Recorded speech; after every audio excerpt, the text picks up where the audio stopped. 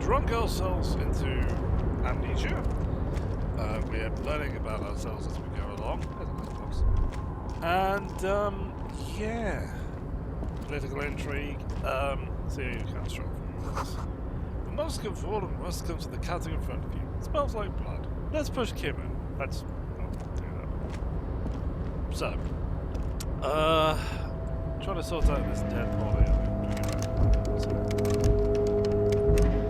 What's in here? Can I? No. No, that's a waste of time.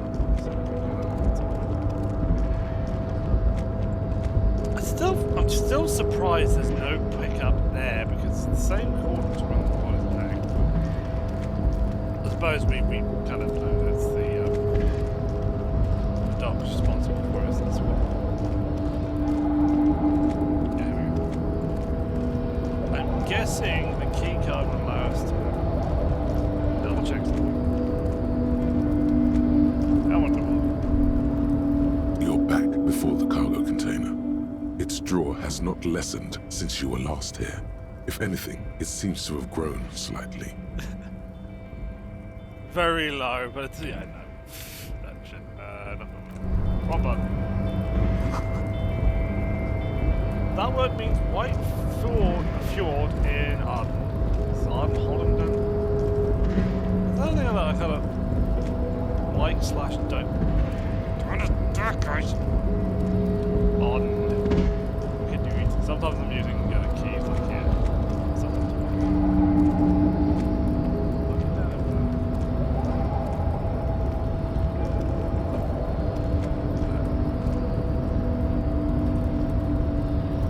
Where is it?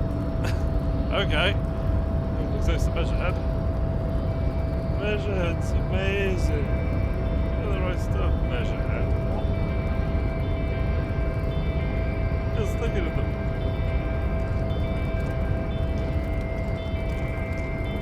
Right you are then. Are we not hurried? This is a little concern here.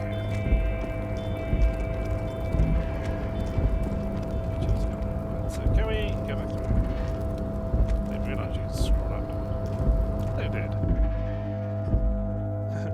Don't be afraid to say weird things. People will be given to personal power, like police officers. Okay, sure. So we've got the key card. Let's see if it works on this doer. Kim thinks it does. Kim, thank you. That will help put points of endurance. What if I don't have points? Why you do this? Alright. Hopefully we know that answer wherever it takes us. In case of a strike, press button behind. Okay. Ah, here we go.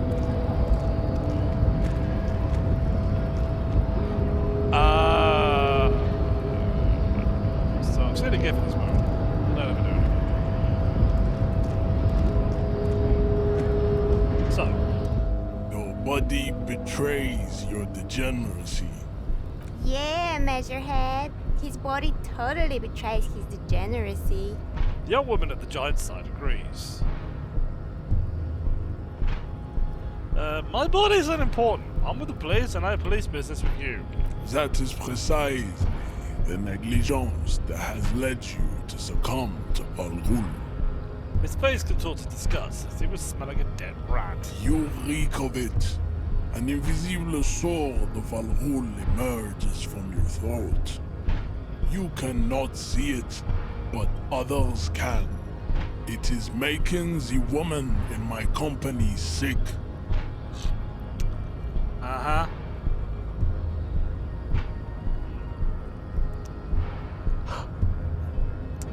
Kim, is it really that bad?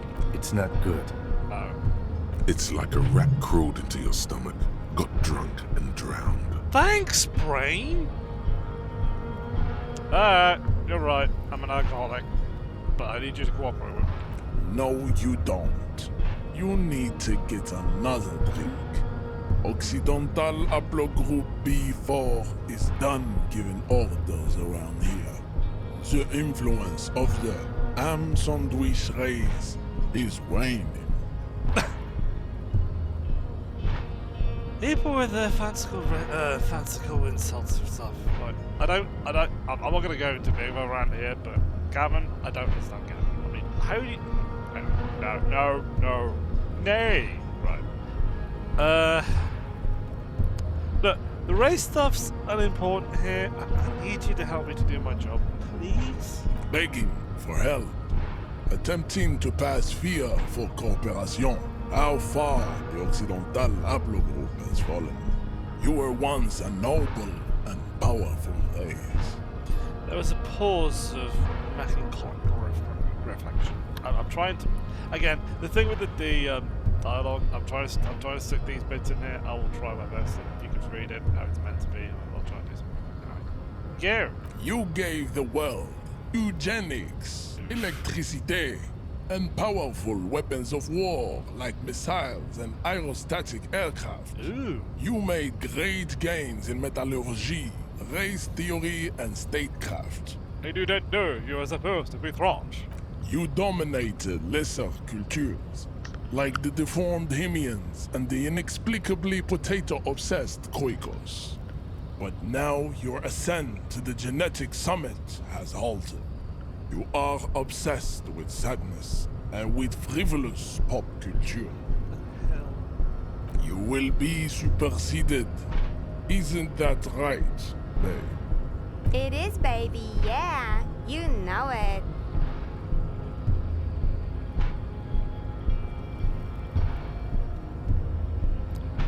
I mean, you're alright. You're right about this. Sure. I mean, I don't understand any of it because, you know, amnesiac at the moment. But, I mean, I just need you to cooperate me as a police officer. Enough with this begging. You should leave the stage of history with dignity by inviting the other races to a great world war. Eye for an eye, we all go blind, huh? Bring your troops to the Simonine Islands and to Boogie Street, and we will pulverize you. When you are gone, we will build a museum for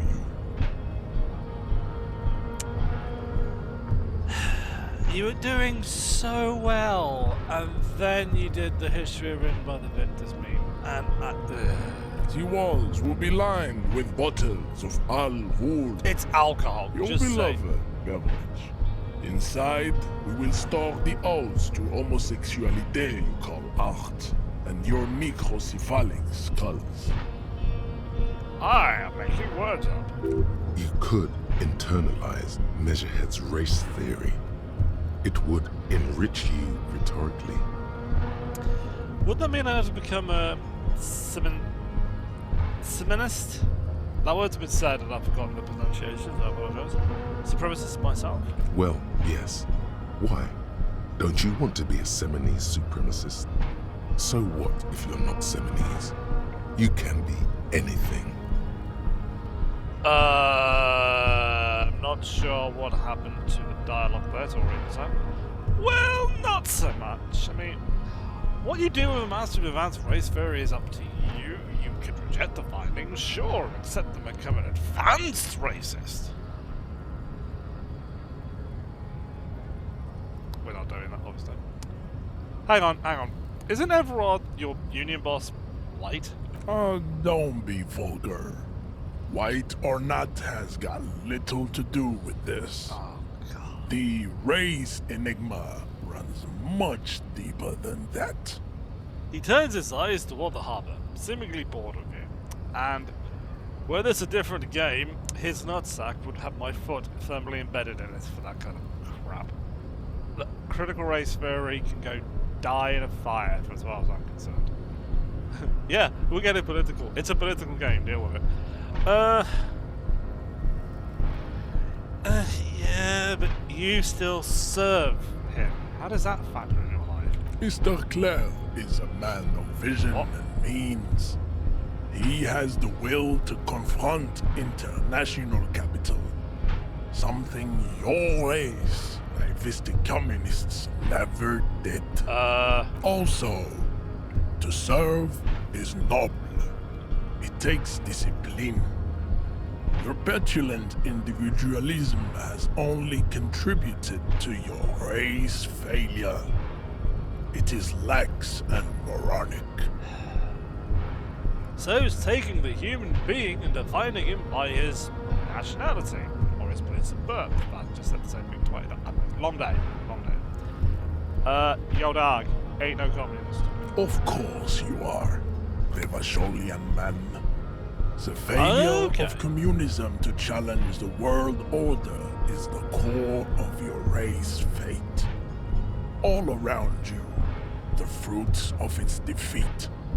Individualism, rock and roll music, sexually transmitted disease. You can't kill the metal. Motherfucker. Above all, rampant multinational finance still reigning large. Tell me, where have you gotten your love of pathetic communism from? He leads closer. Degenerate youth culture? Rock and roll music?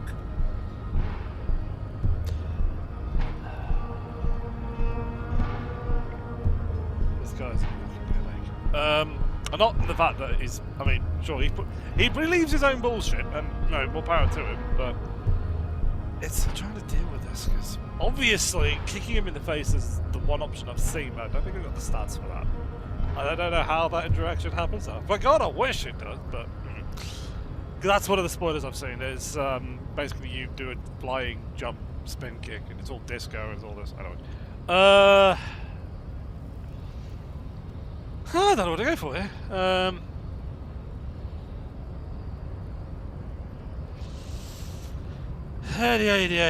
aware the time's doing in the background.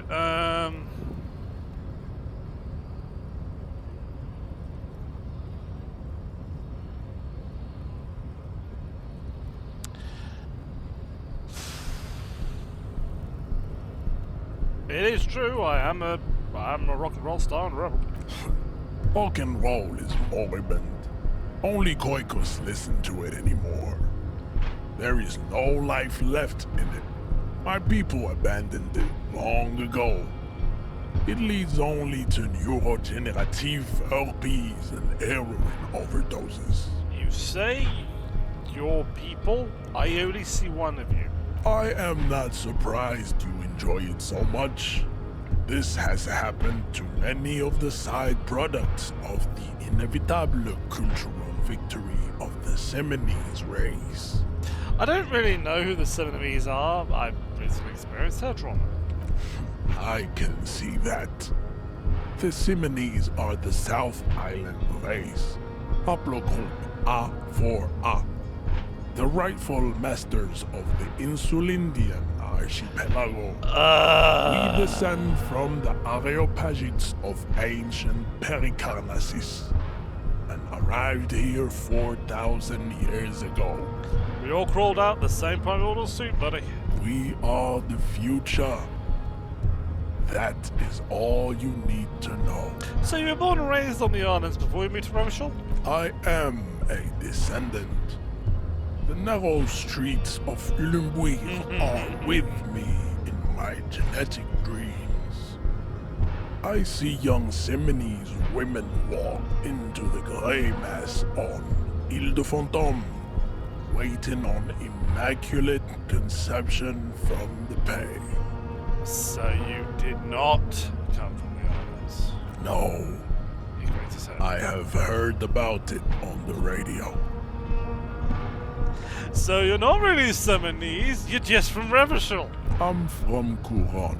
You changed the And standings. no, it is not just in Revachol. The city is central to the Seminoles strategy. Spreading through its trade networks, our culture will dominate the world. Motherfucker is as fake as a bag of monkeys. You have heard enough about our phylogenetic secrets for today. You have extinction to come to terms with. Think upon it. Hey Kim, what do you think about this load of baloney? I don't think anything about this. We are wasting our time having this conversation. We agree. Your pedomorphic friend is right. You should leave here with your tail between your legs, contemplating race extinction. I am an immovable obstacle. So what's with the ink? Racists are generally not very good examples of their race. He gestures towards the lorryman down the street. Welcome to Revachol. You hear him yell at a redhead woman visiting the fritter nearby. He must think redheads are immigrants. I am not like them. I am craniometric perfection. I have taken the trouble to permanently draw a phrenologic grid on my skull and features. This should dispel any doubt.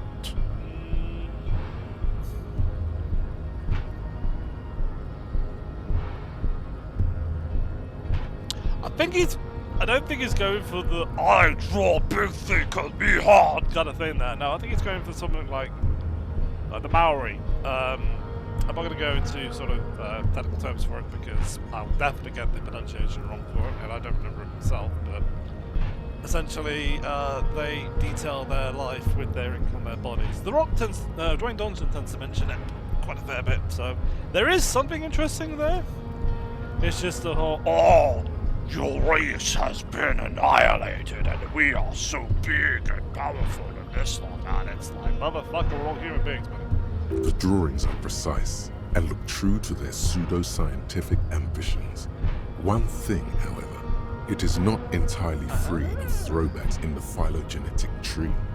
His large jaw, for example, could be a trait indicative of criminalism. Also, his earlobes could be small.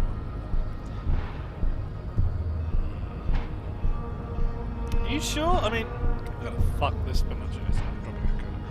I mean, are you sure? I mean, that jaw is clearly, is it atavistic stigma? That's probably not right.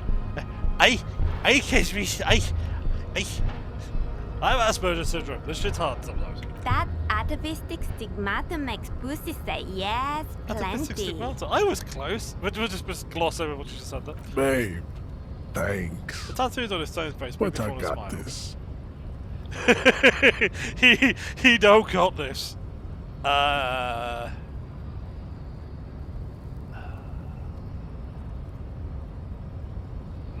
Steve. Not doing it. I come back and do it later if it's a unlock, but no, not doing it. We've had a debate, and the debate is this motherfucker looks like me. Scab? Asks a man with jolly head. Tilting it. Ask a man with jolly head. Fuck, pick up. Scab?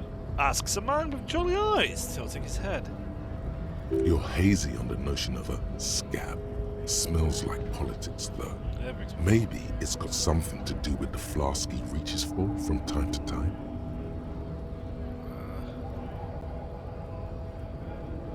What exactly is a scab? A kind of a worm, content with mere survival. They come, they want to do our job for shittier pay, screwing over both themselves and us. Everybody loses. Where they all come from? Beats me. Somewhere in the ground, I think. Yeah, they seem like them very much. Gotta be bloody stupid or freaking evil to Scab. Or I guess scared, maybe. But scared of what? Of who? He looks at the mask, squinting his eyes as if trying to ascertain what they're scared of. Personally, I'd rather beg than Scab. If the gentleman shouting on the street came begging, maybe they'd have gotten something. You tried to talk. Another problem there. Do you work for shit pay or do you go on the streets and beg? That is very... Some people would make a distinction there, and you're free to make whatever distinctions you want on that one. Personally, I'd rather work than beg, but, you know, sometimes beggars can't be choosers. Oh, he's good. Anyway. You try talking to him? We've explained the matters, but they don't listen. This lot would be reasonable and go home if the big guy wasn't riling them up all the time. Oh, well, I mean, we already worked that one out.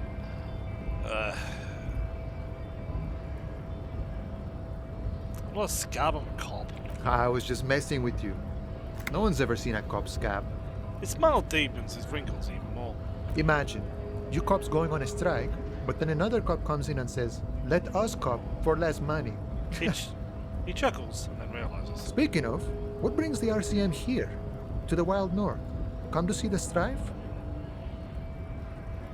Everett said you had a key to the door? A key, huh? What door is this key supposed to open?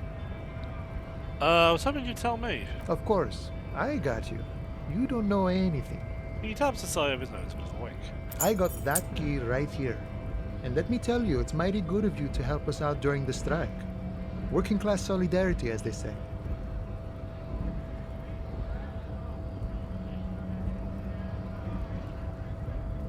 Not really doing this for political reasons. Oh, so the none of the above type, are you? I get it. I like to keep my distance too. He nods. But it doesn't matter. It's a good thing you're doing. Thanks. What you're looking for is a basement door behind the greenhouse. That's behind the whirling in rags. That's all I know. Our organization is what you call compartmentalized. Means we keep out of each other's business. We're helping terrorists. Probably not.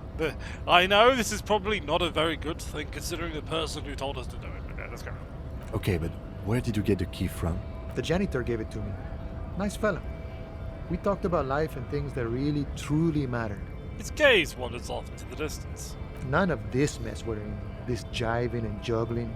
What's it for? He doesn't wait for an To answer. feed our children, I guess. Anything else I should know about this task? This weasel person? When will he be home? I'm more of a philosophical dock worker. I like to talk about the big picture stuff. With the stiff lip. Who I am, who you are, what we are fighting for. Shaking his head, the man takes a very big sip from his flask. He means he's not going to tell you cause he doesn't know. But he will shoot his mouth off with you now that you're working for Everard. So, what's this strike about then? We're negotiating our share. Your share? Aye. He seems pleased with himself. Hang on, so not about wages or pensions or, you know... This stuff, they already covered.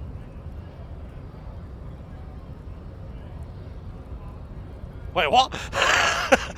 Hold the phone. Hang on. if oh, hang on. No, just because they covered it doesn't mean they originally agreement. Yeah. Okay. Shouldn't you be grateful then? It's a lot more than most people there are. Never grateful. Were we ever grateful, we'd have nothing. You fight for every piece. Alright, so how large of a share would you like then? All of it. Oh, However, right now we want all the harbor workers to be on the company's board, so they could take part in the decision-making process. well, that's never gonna happen. This seditious talk sounds like communism. Just so we're on the same page, communism is basically wanting to kill the rich people or deporting them to a labor camp in southeast Grad. But don't say that out loud if you're a communist. Boss guy, Everard. Anything on him? I think it's best you make up your own mind now that you've met him. In my eyes, he is a capable organizer and a decent businessman. He shrugs. What does boss of the union entail anyway? I guess you kind of get to be the village chief. He oversees the harbor, makes deals with the owners or other relevant parties, watches out for his own. Furthering the mob boss mentality that I got from him earlier. By that, you mean corruption? Thank you, Kim. By heavens, why would he not be corrupt? Hey! We live in a harsh and disordered world, see? And in this world, the old man is corrupt for our benefit, and we know it. Appreciate it even. He is, personally, not too lavish. That does seem lavish to me. He is reasonably lavish, sure. That's his prerogative. It's not like you want a saintly demeanor on a corrupt motherfucker. That would be a manipulative illusion. He's not doing it for personal gain, he's doing it for our personal gain. You dumb motherfucker. Besides, there are no non-corrupt systems in the world anyway, and moralism is the most corrupt of them all. This man has political theory, and it has not failed him today. Gotta agree there. Alright, I got the pin.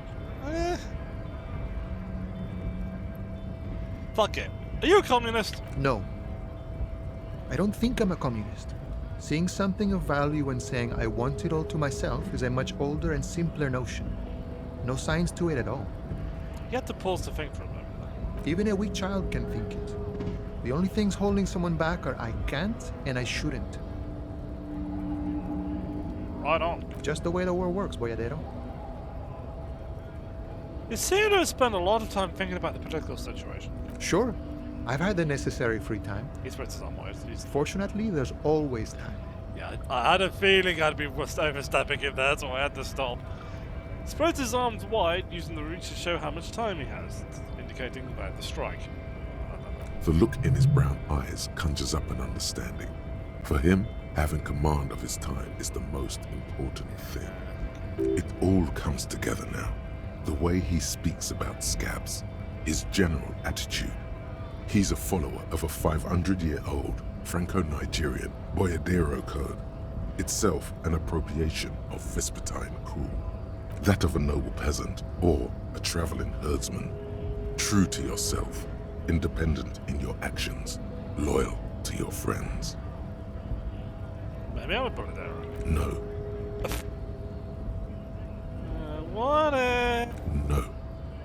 The man sits on the railing, his hands reaching far and wide, yet it feels as if he could effortlessly go even wider, if need be. An endless torrent of time. Thank you, brain. Alright. So, enough politicalizing for one moment. Do you have any idea who killed the hangman? The mercenary, eh? He shrugs. Who could have killed him? That's indeed the question. Why even do such a thing? He shakes his head solemnly. Golf, sorry. Well, the harbor's a prime area of suspicion.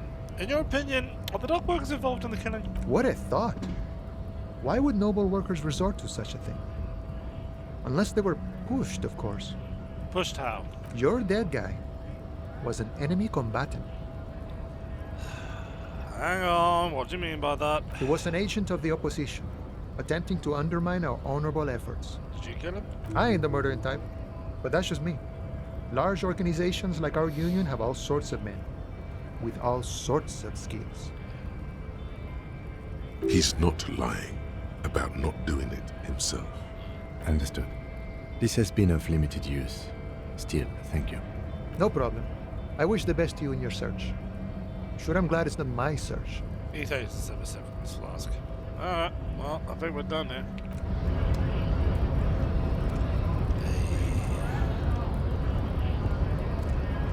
Harry Du Bois. If that is my name. Crying. Grief. It says G-R-I-H. The Great Revolution Institutional Army. Industrial Army. Thank you, brain.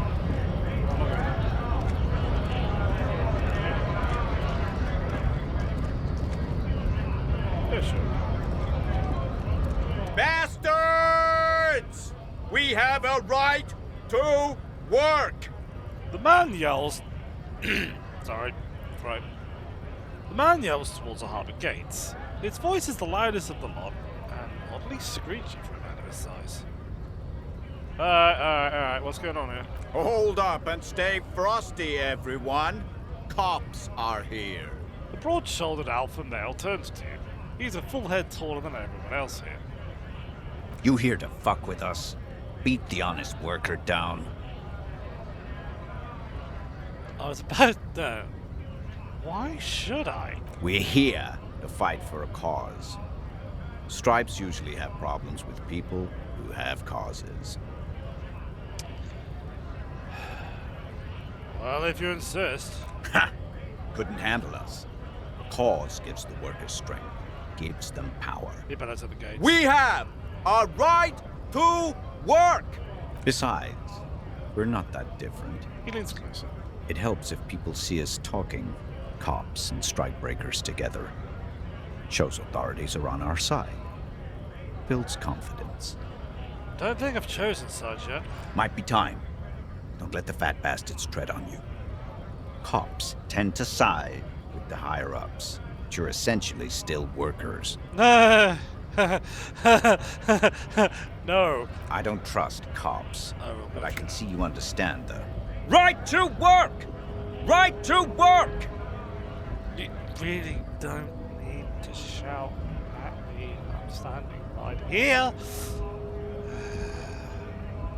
God calls we're talking about. Rights of people, rights of workers, to have gainful employment, to make a salary, and feed their families.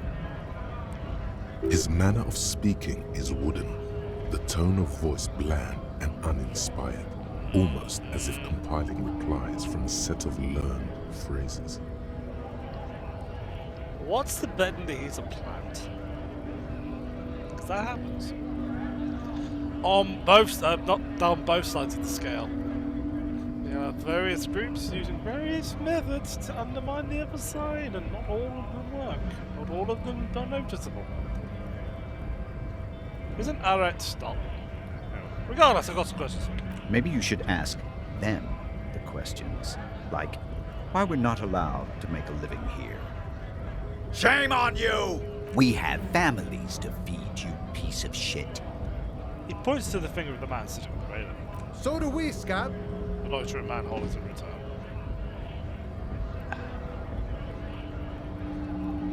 What's a strike? When a bunch of ungrateful, lazy cockroaches can't get their act together, decide to block honest work for other people.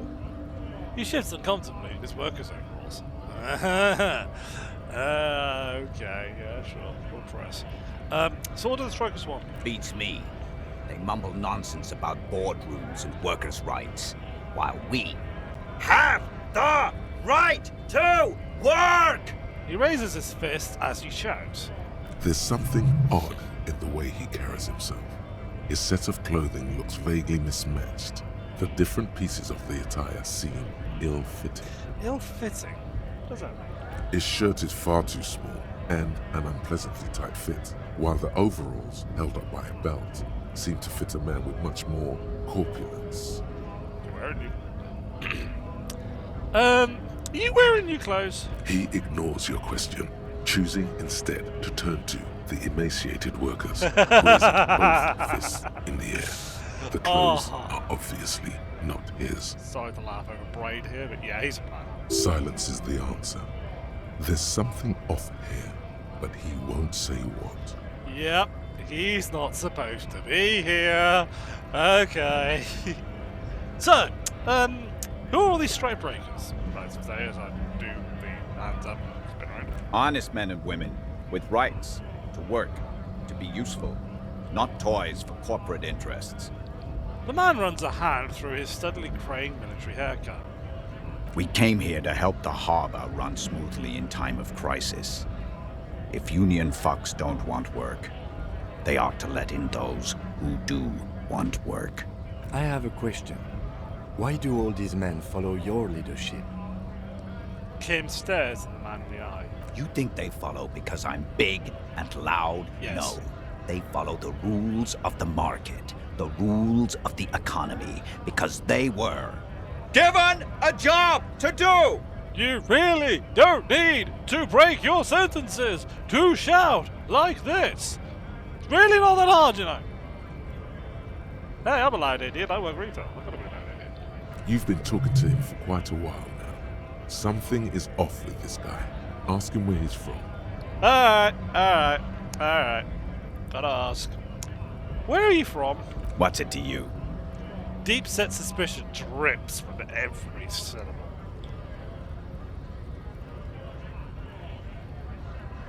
Routine. Part of the investigation. Am I a suspect? His eyes narrow. Done no crimes. I only fight for the rights of people. Already got that. I'm just interested in your background. We're all workers, right? No, you're not. Workers stick together. Came from the eminent domain in Jamrock. Backgrounds in odd jobs, heavy lifting, cargo hauling, bouncer work. I know the drill. Bouncer, huh? Where? I frequent quite a few bars. Maybe it's one I know. Worked at Territorial. Ring a bell? I suppose.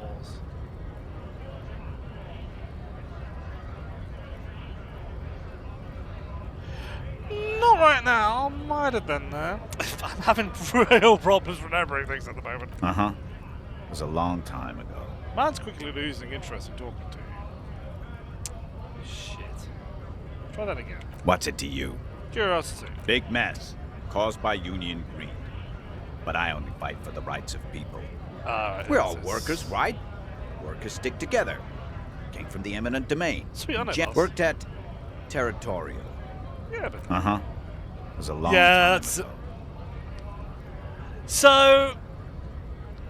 A lot of games do this, where they press giving you loads of... Like, they tell you about the size of their dialogue trees and all this lot. And I know Disco Elysium is going to be a lot better than this in the long run, but we have the 2 loops of 2 completely different answers getting the same voice lines. So it doesn't matter what you say, it doesn't matter what you say, rather than you just pressing... Don't you point over there, you motherfucker. Yeah, it's... I hate it when you can pick up on that, because if you're going to do it like that, close the option off, because I can do it again. What's it to you? No, don't think we've met before. Oh, there we go. I came to help out the people. Yeah, so he's got different responses there, because I think if I zoom up to the second one, big mess.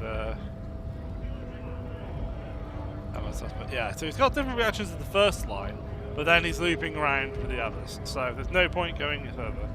So it makes sense. The man has turned his attention elsewhere. He shakes his fist slowly while observing you from the corner of his eye. So it's say if you are going to do that, then at least block me off from going back into it to reveal that it is just a character move. So what exactly is your goal here? We were promised work. We'd be in there, working, if the bastards hadn't shut the gates. He says, pointing to the gates. Brilliant time. His animation's not linked up to this. You weren't able to breach the entrance. Main gate's locked. Would take heavy ordnance to bust it open. Yeah, Could try to get in through the secretary's office. Door's locked. The guard's blocking the way to the access panel. And I don't mean the scrawny mess punk either. I mean head measurer. Or whatever he is. Wait. Head measurer? Yeah? That giant up there, on the bridge you talked to. Head measurer. Won't let the workers by. The access panel is right behind him. Come on, man. How bad can one guy be? You seem capable. Bad. Standing on a narrow bridge, he's got a strategically advantageous position. And he's trained. Yeah, it's a good soldier. I don't know how the Union has a trained killer up there. But that one's no joke. And my men are tired and hungry. They're workers, not fighters. What did I just auto? Like civilized folk, you mean? These native fucks don't understand civilized. Says the man casually swearing. It would be better for the neighborhood if you went home, at least for now, if you can't get in anyway. No! They will give up eventually. Or get drunk. Leave the button unguarded. Then we charge. The man rubs his jaw. A perfect, light-bearded square wedge. Yeah, he's a fucking... For someone in this position to casually mention strategic advantage like that, yeah, he's a But it's probably stored fuel here. Nah, they stored much.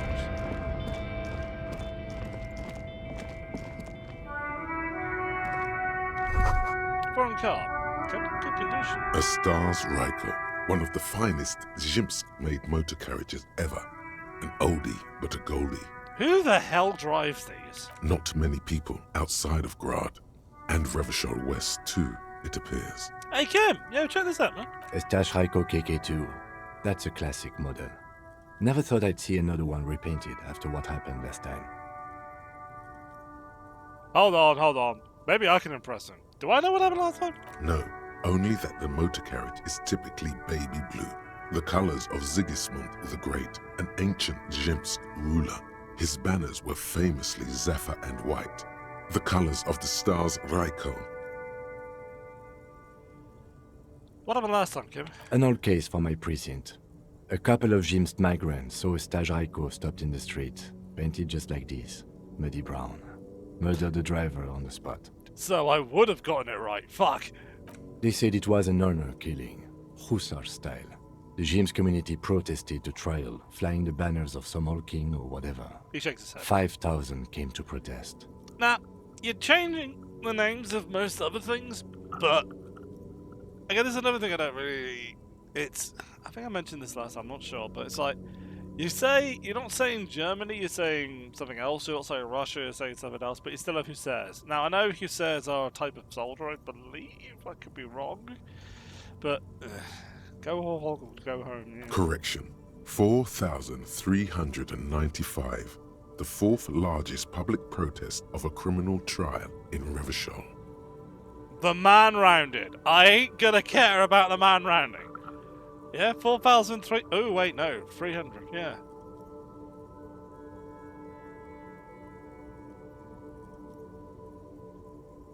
I have an opinion. Oh, God. Who are the... They've said it and I wasn't paying attention. Who are the... That community. Who was that community? People we are paid to protect. Let's leave it at that. What they sentenced to kill us to? 4 years for murder in Reunion. The perps were remorseful. Their sorry knocked 8 years off the sentence. That's the system. The prisons in the greater Revachol Industrial Harbour are already full. Prisoners are expensive to maintain. The longer the sentence, the larger the cost. Kim, odd question, but could a man been the driver of this car? I try to avoid drawing far-gone conclusions like this before actually examining the body. But my initial guess is the two are unrelated. Interesting, but before we go, opinion on this. Yes, detective? I think they should have left it alone. You sure you're not Jimsk? He shares a smile with you. Only for a second. Yes, you're sure you're not. Or if you are, it's only in that Revacholian way. 4 to 5% maximum. You talking about alcohol? So where are we? If we're saying in the middle of a street, I'm gonna punch you in the but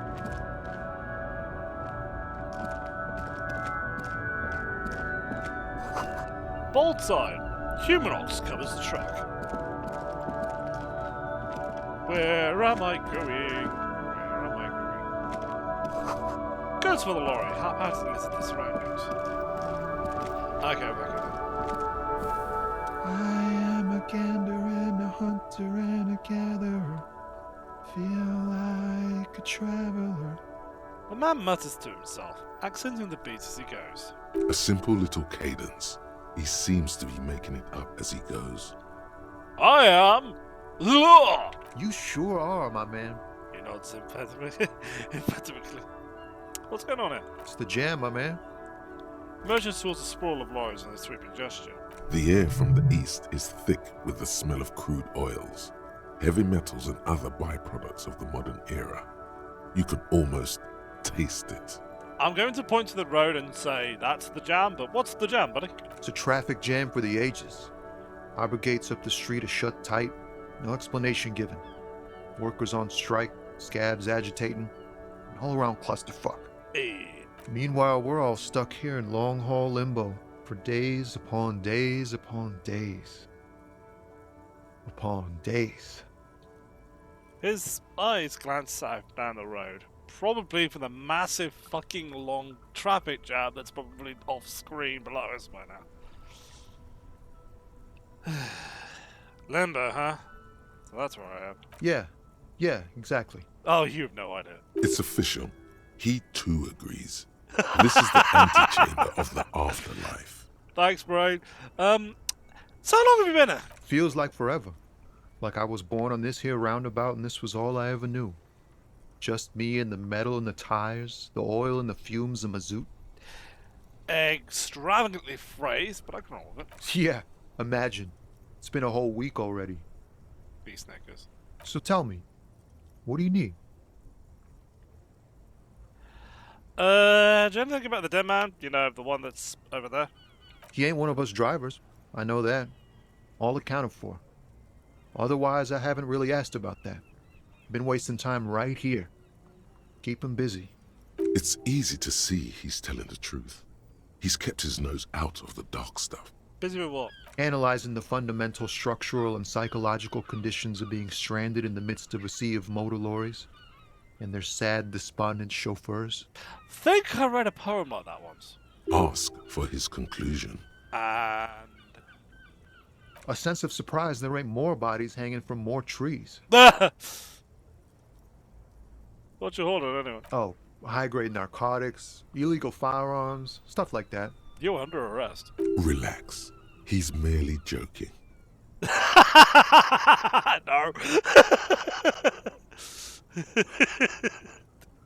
uh, called it. And what are you actually holding? Can't even get a few jokes past you, my man. He grins. I've got another haul of found cargo. Mostly sporting goods, tracksuits, and that kind of thing. They usually get shipped to Grad in the Occident, though we've been making headway in the Il Moran market lately. So, nothing dodgy then? Not unless they've illegalized sports equipment while I was on the road. Is that yours behind you? This rockin' beauty. Sure is. Like a rash you can't get rid of. You interested in heavy-duty cargo machinery? Not personally. A motor lorry, also called a camion, on Caillou and neighboring islands. This one looks roughed up enough to be some sort of found rust bucket. Maybe the A6. Is that an let me think. That an A6 you got there? Good eye, my man. Yup, she's an old one, but reliable. Enoch's Me and her spent a long time together. Fuck it. Any chance I could spot one of those tracksuits? We're pals and all, but I can't just freely hand out the merchandise. The bosses won't be happy. Right, okay, I had another question. The man taps his fingers rhythmically against his arm. What do you know about this strike? It's like whatever's going on over at the docks. Workers got a blockade set up, making demands, no way in or out. Going on strike would probably help you dodge a bullet or two. What's the union demanding? Some pretty wild stuff, I hear. Like a giant new power crane in half the company? I forget what exactly. Good on them, I guess. New crane and half. I've heard talk there's a company rep in town, too. Like a strike negotiator type. They'd know what's up. Precise demands and so on. Ah, yes, from the Wild Pines. It makes sense. We'll meet her soon enough, I'm sure. What do you mean the company wants? They want to keep that money flowing in, my man. Ka-ching. Don't think you needed to tell me that, guy. He doesn't blame them, but he's not on their side. That's for sure. Maybe I should go on a strike. Maybe you should. Cops don't get paid much and the hours are long. Plus, you can get shot. Why not? The RCM is a self-managing organization that operates on donations. We promote our own leaders. It would be like striking against your own mother. No, your mother. No. Guess you got a point there. Yes, but do continue. You were asking about the strike? Again, the game, you give me the options, but you assume I'm going to go through them in order. Anything else I should know? Anything else? Yeah, this ain't really my area of expertise. I just do my job and get paid. I have things to do and places to be. All of us do. All of who? Us lorry drivers. Camionneurs. You still hang around here waiting for this mess to end. Most have scurried off somewhere to get drunk or high. Or laid. He smiles awkwardly. Not that I blame them, really. Not you? Not my thing. Chasing transient pleasures is a drag these days. I prefer the examined life now. Thinking, reflecting, observing. He glances down the road towards the horizon, a glint of something in his eyes. He tries his best to look nonchalant, but there's a rigidity in him, as if trying to conceal something warm and deep beneath a cool exterior. Okay, we're good for now. Good talk. Don't be a stranger. He gives a salute with two fingers. Well, fuck you too, I guess. Oh, I'm two different things. Right, can I... Where am I running? Oh, my caps lock is on. Cool. Right, so can I actually do... You see a set of tire tracks in the brown slush that covers the plaza mosaic. What kind of vehicle drove through here? Hard to say. Your vision is blurred and you're having difficulty concentrating thanks to your relentless hangover. Well, let's activate detective mode. The tire tracks were left here by an unknown event that took place some days ago. It's a message, written in the language of burnt rubber. Some of that rubber stuck to the tiles right in front of the whirling in rags. This is point A. The driver started there, and then accelerated straight into the fence, left a hole big enough for the Franco-Nigerian cavalry, according to the cafeteria manager. Alright, so what happened there? The driver proceeded to back out of the yard, barely stopping before hitting the adjacent building, before heading south. Must have been in a hurry. So I think we can safe to say a car broke through the fence. You are correct. This is a rather motor carriage-friendly city. You think this is connected? I'm not sure. There are plenty of traffic accidents waiting to happen in Martinez. With the jam right here on the roundabout, I would keep them separate. You could follow the track south. There seems to be a canal there. See where they went. If you find the time. I think we've got it, but we've got nothing to do right now. Like, actually looking at the fucking body. Now, I don't know if I'm supposed to... Oh, God. There we go.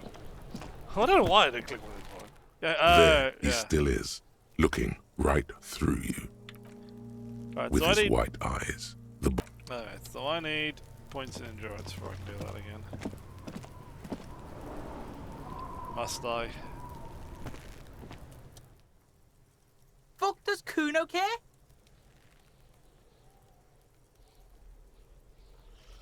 Hey, Kuno! Found the shack. You found Kuno's secret door to Kuno's secret shack. It was closed for 5,000 years. How the fuck did you get in? I leant on it. And then what? You fucking there. You fucking Kuno's kingdom. He's trying to fuck at you again, Kuno! What's the tube of manj salam, Kuno? It's a vitamin pig. Don't you know anything? It looks at you like you just pointed out to the sun. That's what it was. You could use some. It's magnesium, right? Yeah, it's the mag. You fucking need that shit to stay on top of your game. Kuno goes through like a tube a day, rips mag like a motherfucker, and you could use a bottle.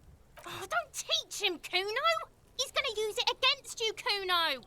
I know all about magnesium. I rock with it all the time. You're not getting this, pig.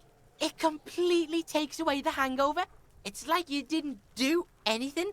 Like you stayed home playing with your choo-choo. He looks at you, eyes bulging. Fuck you, pig! Don't do mag! You're gonna OD and you're gonna fucking die! No, you can do that. No, yep, that is possible. What's with the pig head? Oh, that? Kuno decapitates pigs. That's just a Kuno demo tape.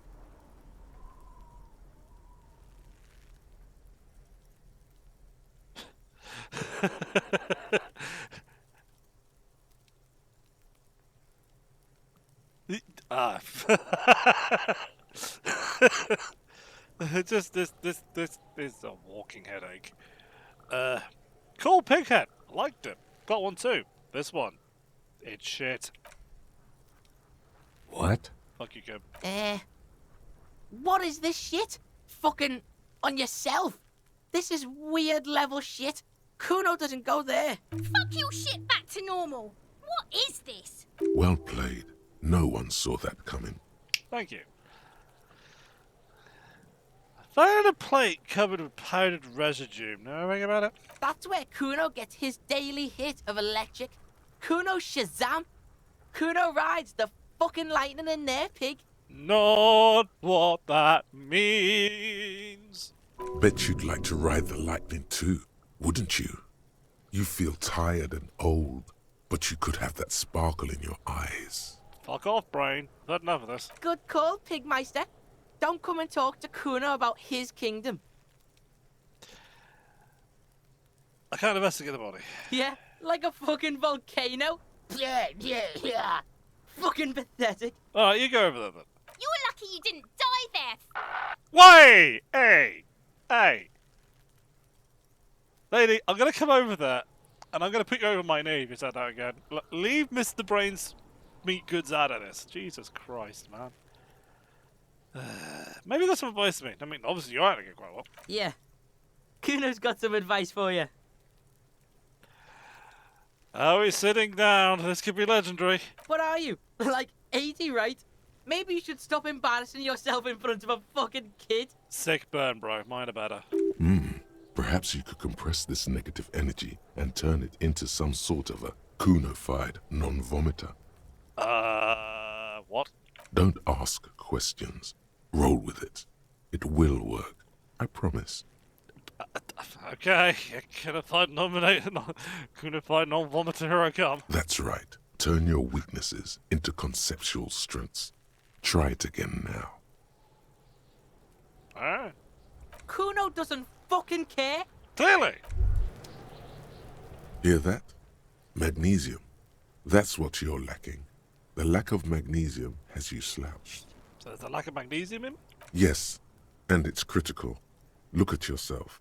You're practically devolving into a fish due to the lack of magnesium in your bloodstream. So it's a maggot sideways? Maggot sideways? What are you talking about? You need to maggot up. You've probably had 2 heart attacks and a minor stroke already. And the only prescription is insane amounts of magnesium. Well, hang on. You're saying I need to become some sort of magnesium-based life form? Yes. If you want to live, you need to evolve. You need to ascend the carbon barrier. Go to the apothecary and buy insane amounts of magnesium.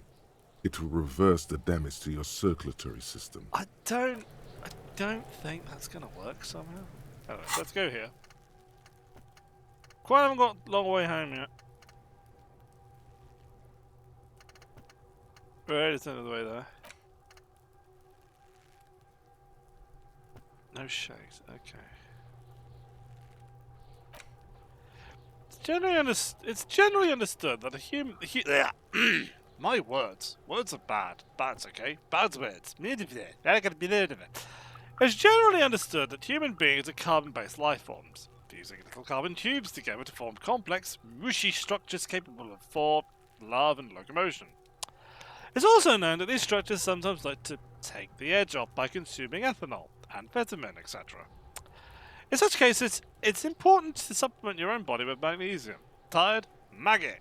Down? Maggot. Liver damage? Maximum mag! Some people say magnesium doesn't really do anything and you just need to quit. What do we tell them? Well, we won't conceptualize that. So we're good. There he still is, looking right through you with his white eyes. The body below is entirely dedicated to that corpse smell. Emitting it is all it does now. Keep crucified, not vomit. This fucking game. Right, okay, here we go. Ooh! I walked past... Oh, there it is.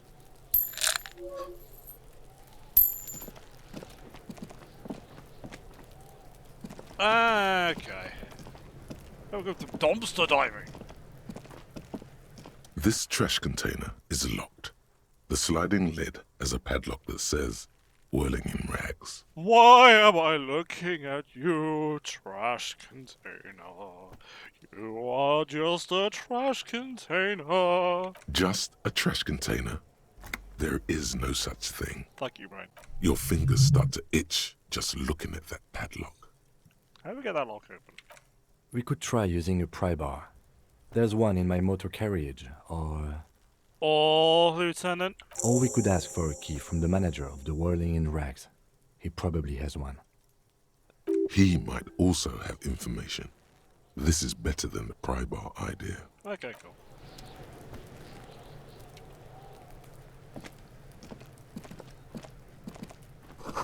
The letter R wears a crown. On the room below, a light above descending.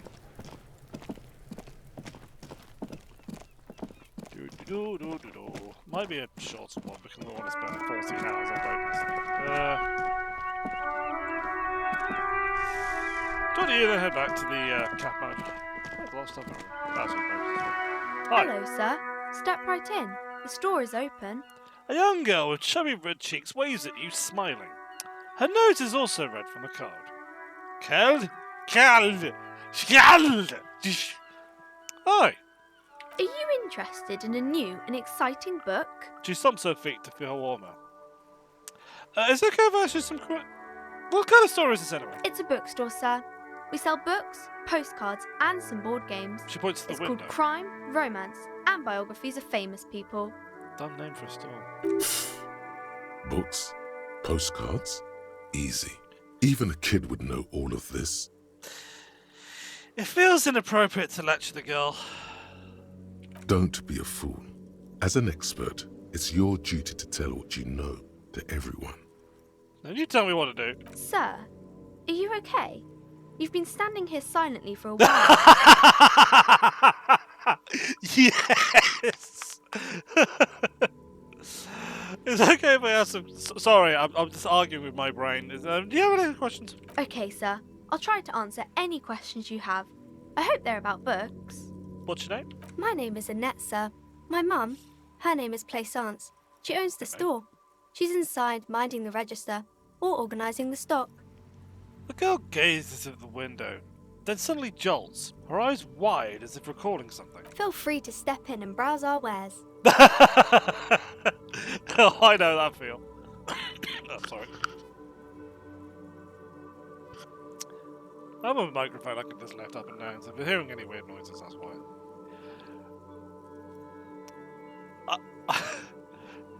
I know why, but come on, Du Bois, let's be the arsehole here. So you're standing out here in the cold because... I'm signalling that the store is open. Otherwise, people might not know. They'd miss out on the crime, romance, and biographies of famous people. I can help by brutally dismantling the free market. God, yes. It's just bat-to-bat sledgehammers right now. Can I have a word with the store owner, maybe? Oh, no, sir. I'm happy to help Mum by luring in customers. Besides, I have some hot juice in my vacuum bottle to keep warm. I would absolutely love to go inside, but then I'd get fired. Yeah, I know that feel. Do you need to be at school or something? I do my studies at home at the moment. I have to help Mum keep this place running. What is school, anyway? Isn't going to school more important than this? Mum says it's necessary to do both because it builds character. Mum says a proper worker is dutiful. That's how you get ahead in life. You succeed. There is stress and unease behind these words. Yeah. She's reciting etiquette. I have been told that this is how the things go, and I must not question it. Mum says it's peachy. She was a little afraid at first. There's talk about this house being cursed. She seems to look over her shoulder. Cursed? In what way? Cursed in the way that makes them say that no business has ever really thrived here, sir. That they all go... She's looking for the right word. Ass? Sure. Ass up? I wouldn't really say it like that, but I guess so. She blushes. Hey? Sounds rather serious. I should probably look into this. We can go into the bookstore and ask about the case, but I don't see much more to look into here. He makes a note in his notebook. Yes. Please do also look at our wares inside. The postcards and board games are there, sir. What do you know about the other film businesses? Nothing really, sir. Mum doesn't allow me to sneak around in the back rooms or the cellar. She is a bit I don't disappointed. really know what's there. How does this curse manifest itself? It does not manifest itself in any way. It does not exist. I liked it better when we were talking about whether it's appropriate to stand out in the freezing weather. But Kim, the plasmatic manifestations! No such thing. That is serious. Anything else you wanted to talk about, sir? Well, that's enough about that. Maybe I can tell you about some of our books instead. What's this about, crime business? Crime fiction is about murders or burglaries or things like that, and the work of a policeman or a private detective who's trying to solve a crime and catch the criminals. Wait, it's not... Wait, not crime fiction. I need to know what crime is. It's that bad. Crime is what we were solving before this conversation began. No, why would anyone want to read about crime? It's exciting to people, I guess. They get to imagine dangerous things, and it's kind of like a puzzle, where you can guess who the criminal is, or how the good guys are going to catch him. I'm a policeman myself, by the way. You don't look much like a policeman. She examined you as if to find something policeman. Oh, well, what does a cop look like then? Didn't mean to offend, sir. Sorry, sir. It's just that you don't look like Dick Mullen. She points to a book cover, on which you see a strapping Vespertine officer. He stands grimly over the body of a dead woman.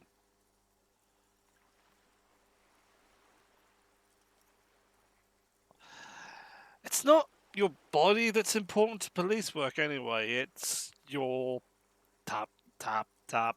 Head? Yes. No, your mind. Not head, child. Heads.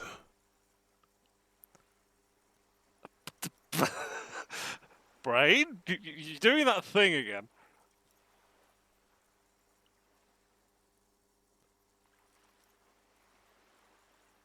Flexibility. There are millions of different people out there, and you have to get into their heads. Sometimes you've got to be the killer to catch the killer. Isn't that very dangerous? She examines the picture of Dick Mullen. Policemen live and breathe danger, little girl. One of them obviously lacks the chameleonic skill. Unlike you, sir. He's just a fictional character. He's no match for you. Blech. Maybe you can show me some real police work, sir. Like in the books. You can stop calling me sir. I'm but a working man. No, sir, I can't. It would be too tiring to refrain from it. It's already tiring enough to remember to say it all the time. It's nice of you to say I could stop, though. Yeah. It's always a joke. I have to say it if I'm having an apple joke with a customer. Like, I ain't sir. I'm not sir. Or, the only other woman is because we missed it. I get you. I, for example, can't stop making this face. That's a friendly enough face, most of the time. Okay, I'm going to try and deduce something now. The girl keeps her hands folded, hidden. Why is that? Why do you keep your hands folded? What do you mean, sir? You can show them to me. She looks around anxiously. Her hands remain folded in front of her. She doesn't want to show them. The lieutenant stands by, looking at the two of you with little interest. It's okay. She brings out her reddened hands, her nails frayed, nearly chewed down to the flesh. You bite your fingernails, don't you? And you knew this from me keeping my hands folded? She shoots a suspicious glance. Yep. Well, that proves nothing. Anyone could do an easy deduction like that. Her eyes seem to flash with defiance. She's not that impressed. Okay, do you want more? I can figure out why you bite your nails. I've got a few reasons in mind. She nods, half provocative, half enthusiastic.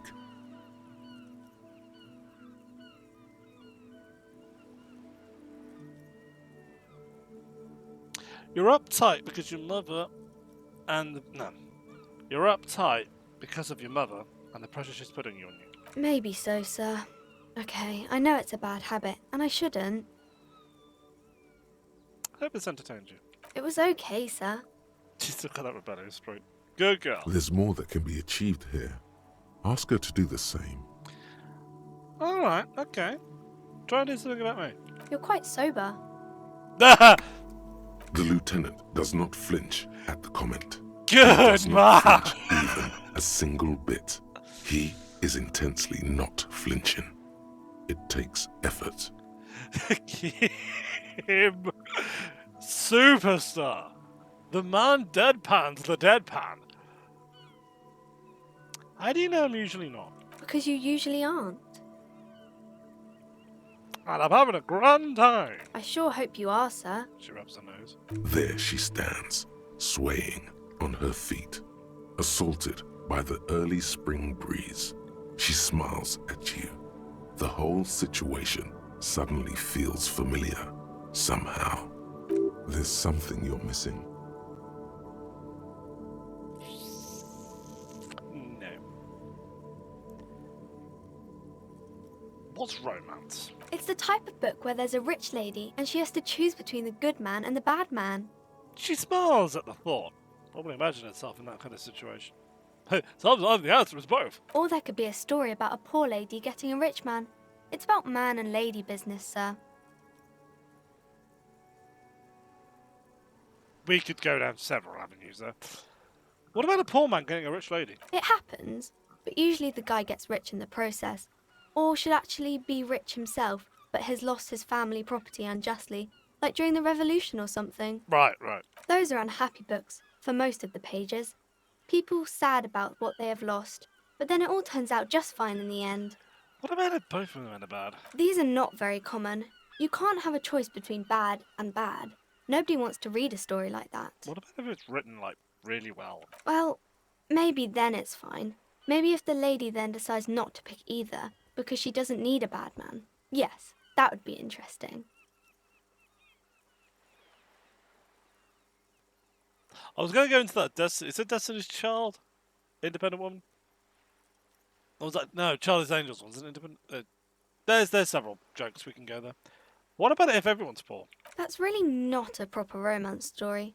That's more like everyday life. Sometimes you've got to write about everyday things. Not in romance books, sir. These are about nice and pretty people, and everyone is happy in the end. What about a book where the man and lady business doesn't work out at all? I haven't read many of those. Maybe you should ask Mum. It features what about an excruciatingly painful breakup? I don't think it's a romance story if the main characters break up, though. She pauses, trying to find an appropriate answer. No, think about it. One where they plunge into a torrid spiral of pain and reconciliation. You know, where it's really long and drawn out. Scarred for life. Fanciful, yeah, okay. Sometimes they break up for a little while, but then they always get back together. That's enough romance to be about. Maybe some about other books? Who are these famous people? Oh, kings and queens and generals of old, or artists and writers, or musicians, those kinds of people. There's usually something extraordinary about them. She scratches a cold reddened cheek, then continues. I think that's why people read them, to find the secrets of their fame. Seems like most people who read those books fail to get more famous from reading them. People reading about fame doesn't make them famous, does it? But it does make the famous people more famous. She smiles gleefully. Fame is for vain people. I've got better things to do. Okay, sir. Anyway, I think that's about it. I'll see you around on it. Anyway. This book is a rose. A pistol of a half-naked dame on its cover. On the cover stands a very muscular man, surrounded by flames. The book is titled Man from Hyandal in the Wildfire. Is it Heimdall? Heimdall? It's awesome of that. This book is about pate. Say no more. Sign me the fuck up. This book, you don't really understand what it's about. What does it seem important? A book about bordello culture. It promotes freedom and roaming upstream. A book about the future. The government reads your mind using radio technology. Is that the future? Is that the best you can come up with? Things like that. No.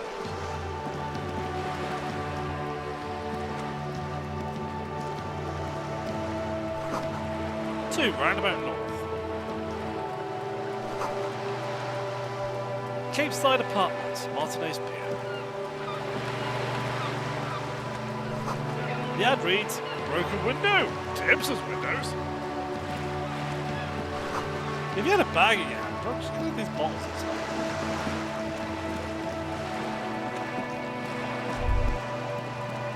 Whoa, what have we here? It's a bridge. A bridge with loose nails and rot-infested wood that creaks in the wind. A construction code violation if there ever was one. Okay, we've got a construction code violation now. True. They never cleaned up the war damage. The rest of Revachol looks better, though. Think of the Ventus! The bridge is fine enough. Locals use it all the time, after all. It's nothing to worry about. Shall we? How about no? Although, I will do the interface spoiler there and go, despite the fact that it didn't stop me. Where's this fucking...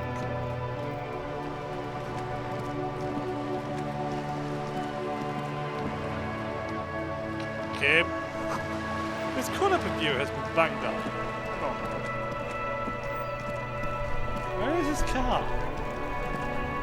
That was good. Some great tectonic forces crack the pavement like an eggshell.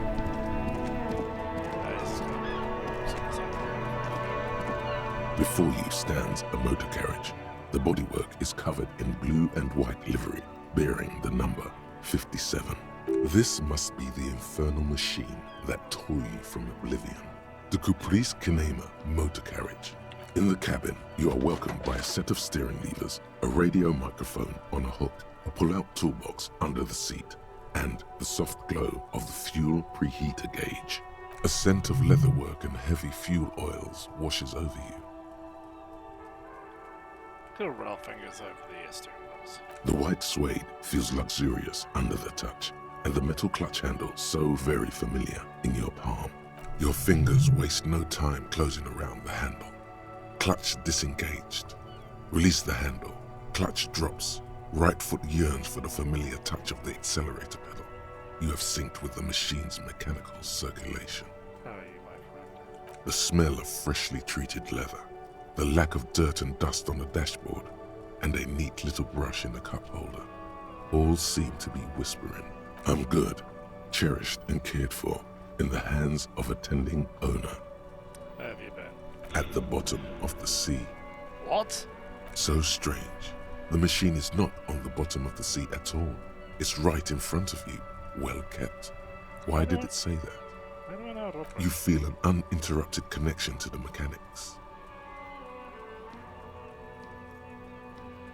Of course it's only in your head. Of course it is. But it almost feels as if the clutch handle is gently squeezing back. The handle is pulled back. Somewhere deep inside the drivetrain, the disc is mated to the flywheel again. In the cabin, you see a set of steering levers, a radio on a hook, a pull-out toolbox, and the frequency tableau lights up, and a green button labeled Prime Line glows like a feline eye.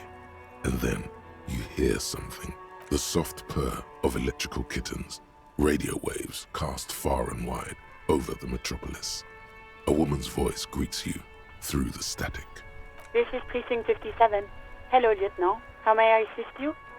Hello, Alice. Please assist our colleague from the 41st precinct here. I'm putting him on. Operating the radio is easy. Just be confident. You've probably done it 1,000 times. Hey Alice, this is the officer from the 41st. Nice to meet you. This is Officer Alice Demetri, Precinct 57. How may I assist you? Under the green Prime Line, a yellow saved button catches your eye.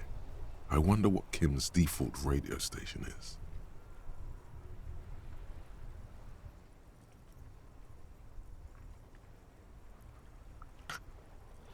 Who is Sylvie?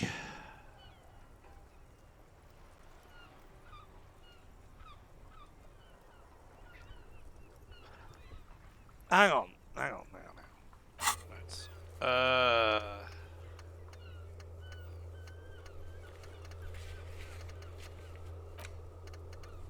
Who is Sylvie?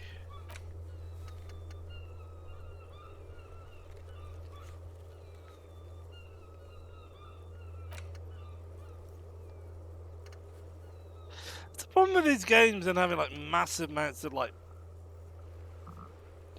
lore dumped and this lot, I don't remember speaking to Sylvie. Was Sylvie the gardener? No, Sylvie was the gardener.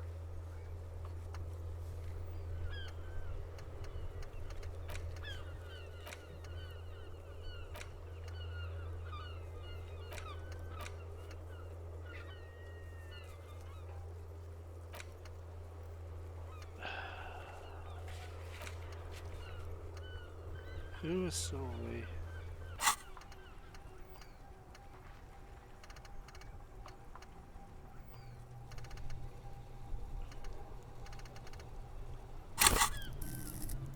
I don't remember. I do not remember. Oh, no, that's because we haven't talked to her. Yeah, no, I remember now. We were told to get in contact with someone because he tried to speak to her, he asked her for a number and she went up. Yeah, it's the person I managed to speak to. Hey, brain. Anyway, did you get him to the, to the 45th precinct? I've got something I need to report. Just a second, officer. She puts you on hold, the static crackling softly like a bonfire. After a while, you hear an old man greet you from the radio. His radio voice is oddly familiar. 10-2, 10-5. This is 41st. Come in. Over. The man uses relay code. You've got this.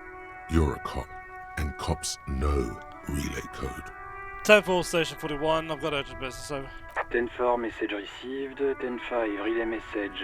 What's your status? Over. Reporting in, over. 10-18, state your message, sir. I need to report my badges, miss.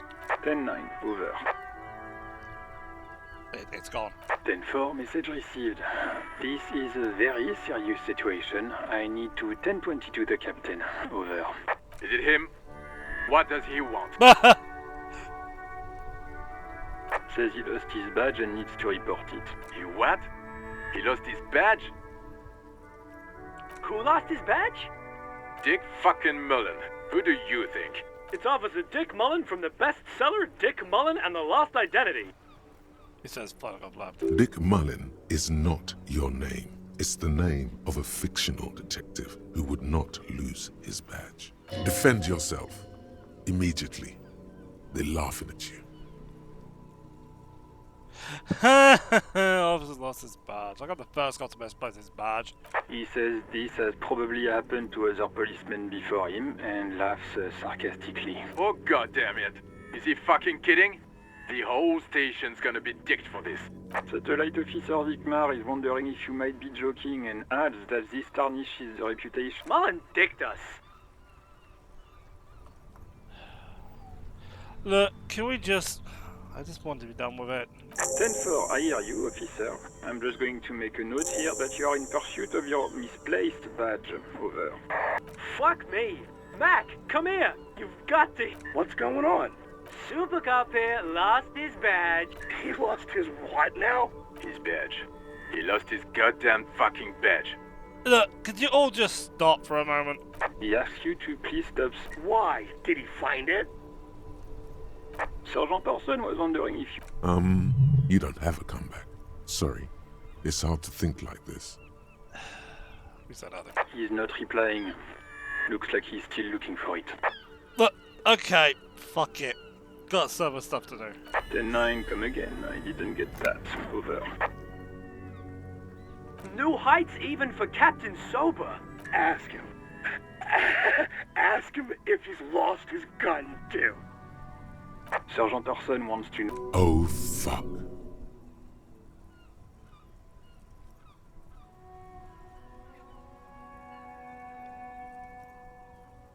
Go for it. Even before you can get the words out, everything gets scrambled in your brain. No, of course I didn't lose my gun. Fuck, I didn't lose my gun. He says he didn't lose his gun. Or his fur. Ask him to describe it. His gun. Not his fun. Just the gun will do. Satellite Officer McLean requests a description of your weapon. Over. Look, I don't have it, alright. Oh my god. He says he doesn't have it. Dear God, he lost his gun? Oh my, I can't. This isn't really a laughing matter. Mac can face a giant of Coco Nur by himself, but Disco here made him piss his pants. Oh, I can't. Fuck. He lost his... Ask him if he's still got his wiener. I'm not going to. Ask him. Sergeant Orson here is wondering if you are still in possession of your genitalia. Over. I left it in his mirror. I fucked him in the ass all night. Tell him that. That's a negative. Not going to say that. Over. What's he saying? He, The prick ate Mama's vanilla waffles at the captain's birthday party. Some nerve he's got. Sure her vanilla waffles were the only thing he ate? Shut up, Chester. This isn't funny. This is my mom we're talking about. Tell him to apologize. Sergeant Orson requests that you apologize for the claims that you made about his mother. Tell him sorry, it's just banter. He says he's sorry and didn't mean nothing. Okay. Tell him to find his goddamn badge and gun. That's the only thing that matters here. Satellite officer. Hold on it. 10-4, affirmative. Oh, God, Officer, do you need further assistance? Over. This might sound odd, but there's personal details I'd like to discuss. Okay, 10-4, sir. I hear you. Wait. Before you say anything stupid, think it through. What is there to think about? You're going to be looking at a straitjacket if you tell everyone you lost your memory. Be smart about this. Ask if he's there. 10-4, sir. I'm not hearing your question.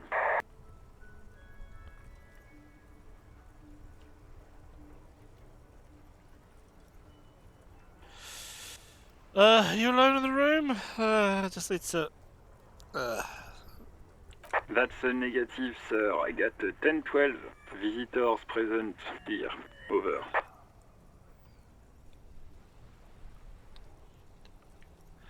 I just want to know if you got my badge description right, your report. Name right, date of birth. What?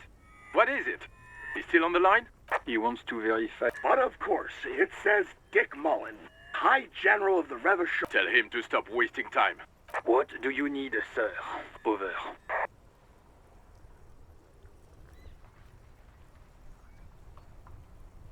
Can you refer to me by my last name?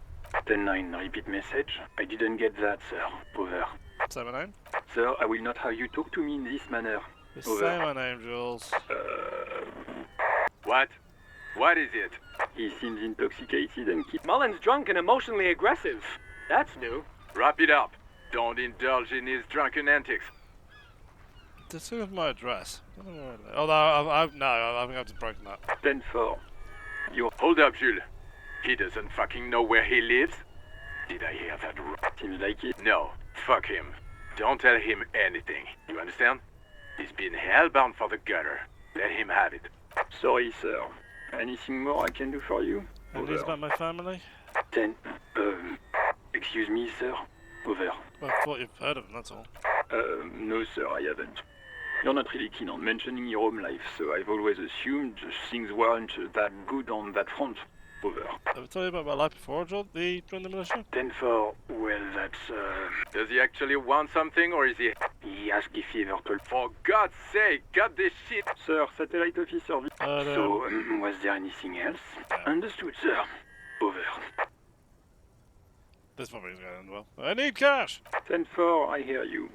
What does he want? He's asking... Is he... I don't think he is.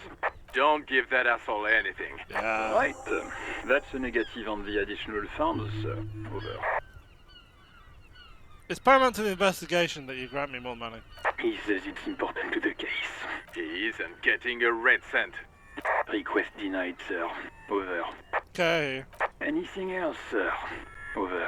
10-10 over. Roger that. 10-10. Over and out.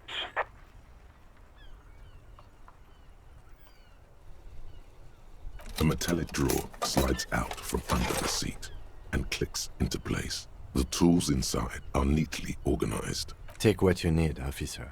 It's going to be a long case. I'm not protective of my tools, like some men are. So, the pry The pry bar feels nice and cold in your hand, heavier than you'd think. Useful for opening all sorts of doors and lids. The trinkets. The handles are long and sleek.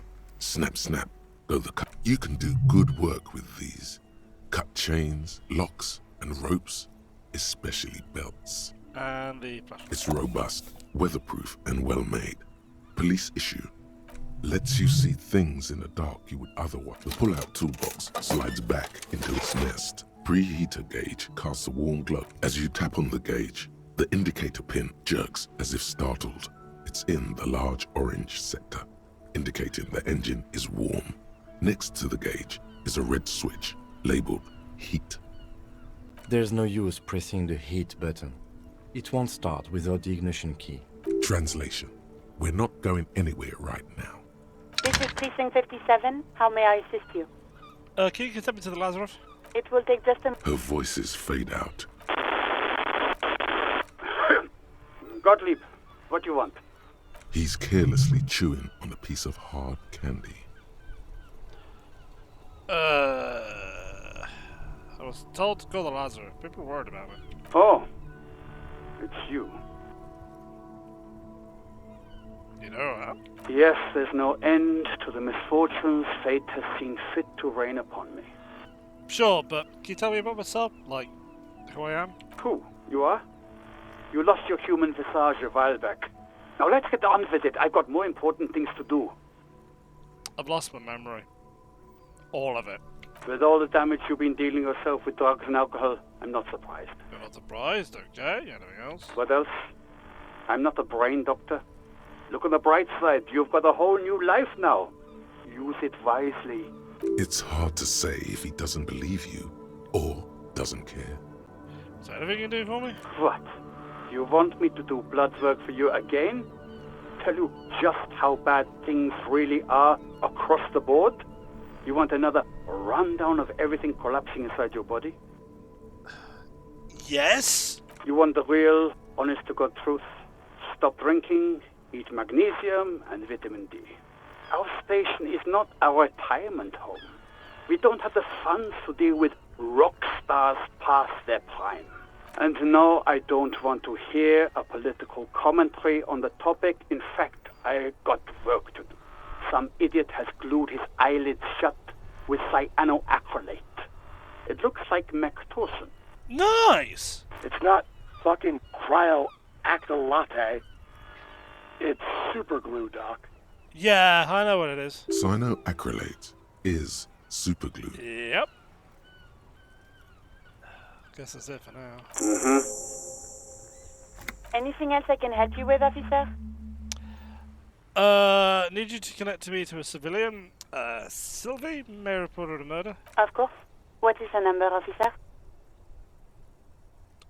Gart, Kim, did Gart give you the number? Yes, hold on. Her number is 005 1944 298. Received. Hold on, officer.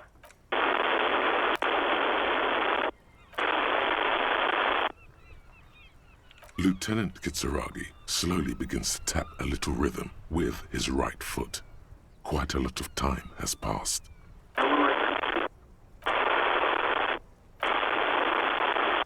Officer, I have Sylvie Malaika on the line for you. Yes, hello? Hello, this is the police calling. I believe I have some questions about you from your last days at work. Oh, right. Hello, officer. What can I do for you? You just... was it you who called the police? No, not me. Do you know who made the call? No, sorry. I don't. She clears her throat. Not a lot of people have phones around here. Copper thieves take the wires. People don't have the money to have the cables put in again. They use the Union's phone, or the one on the coast. So the Union has a phone, and there's one further down the coast. Got it. It was someone else. We'll find them sooner or later, officer. It just might take a while. So why didn't you make the calls? Didn't the call on your workplace, Bobby? What? Of course it bothered me. But I thought the Union already knew about the court. What would Union have to do with anything? No one calls the police. The Union would get angry. What do you mean by that? You know, what the Union says goes. People listen to them and they take care of their own, which is like everyone here. Tell me, why exactly did you leave a corpse hanging in your own backyard for weeks instead of calling us? I didn't want to get in trouble with the others. Push her further. Show her the error of her ways. What others? The other people who live around here. Local people. I didn't want trouble. Trouble? You don't live here. You don't understand. Squealing is frowned upon here. Everything is dealt with, well, by the Union, internally. Please, I just didn't want any trouble. So let me get this straight. You ignore the law to save your own skin. I I didn't know I had to report it. I thought someone would take him down eventually. It's alright. It's okay, it's fine. It's not just your fault. Yes, I know. It's just... Was there anything else? Alright. Yeah, go on. Cinnabudge. Yes, I know who you are. This exact conversation has happened before. Establishing authority before this young girl seems to have been important to you in the past. Don't go there again. I mean, hang on, let me rephrase. My badge is missing. Have you seen it anywhere? Oh, no, I haven't, sorry. Real policemen have uniforms too, by the way. Where's yours? Jim doesn't have a uniform, but he seems real to me. He's in plain clothes, voluntarily. It's different from not knowing where your uniform is. Fuck you, Brain. You seen my gun? Please, no. Not this again. Everyone saw your cool gun, detective. Oh, well, I haven't had to... You were trying to impress some people with it. Everyone was eating, and... And... You were waving it around in everyone's face, begging them to describe it. You said it calms you, and then you started making suicide jokes. Oh, those again. I have been trying to wean you off them. Off of what? You know, when you put your gun, your actual gun, on your temple and pretend to shoot your brains out, off of that, people don't like that. I remember this. You were screaming things like, "My brains are all over the wall," painting them red. I won't be seeing it, 'cause these are my brains. I can't see without my brains. Very nice visuals there. Oh, shit. I don't know what to say. Me neither. Alright, but what happened to the gun afterwards? No idea. All I know is next you were waving around money instead, saying things like big bucks cannot lie and guns can't buy money, but money can always buy guns. It almost looked like you pawned it, but believe me, I did not ask. Fair enough.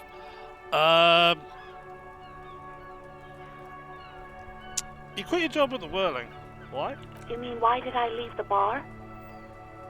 Honestly, I'm not really comfortable discussing it with you, sir. Why not? Any particular reason why? Let's just say I left because I needed to get away from someone. So, Gart, basically.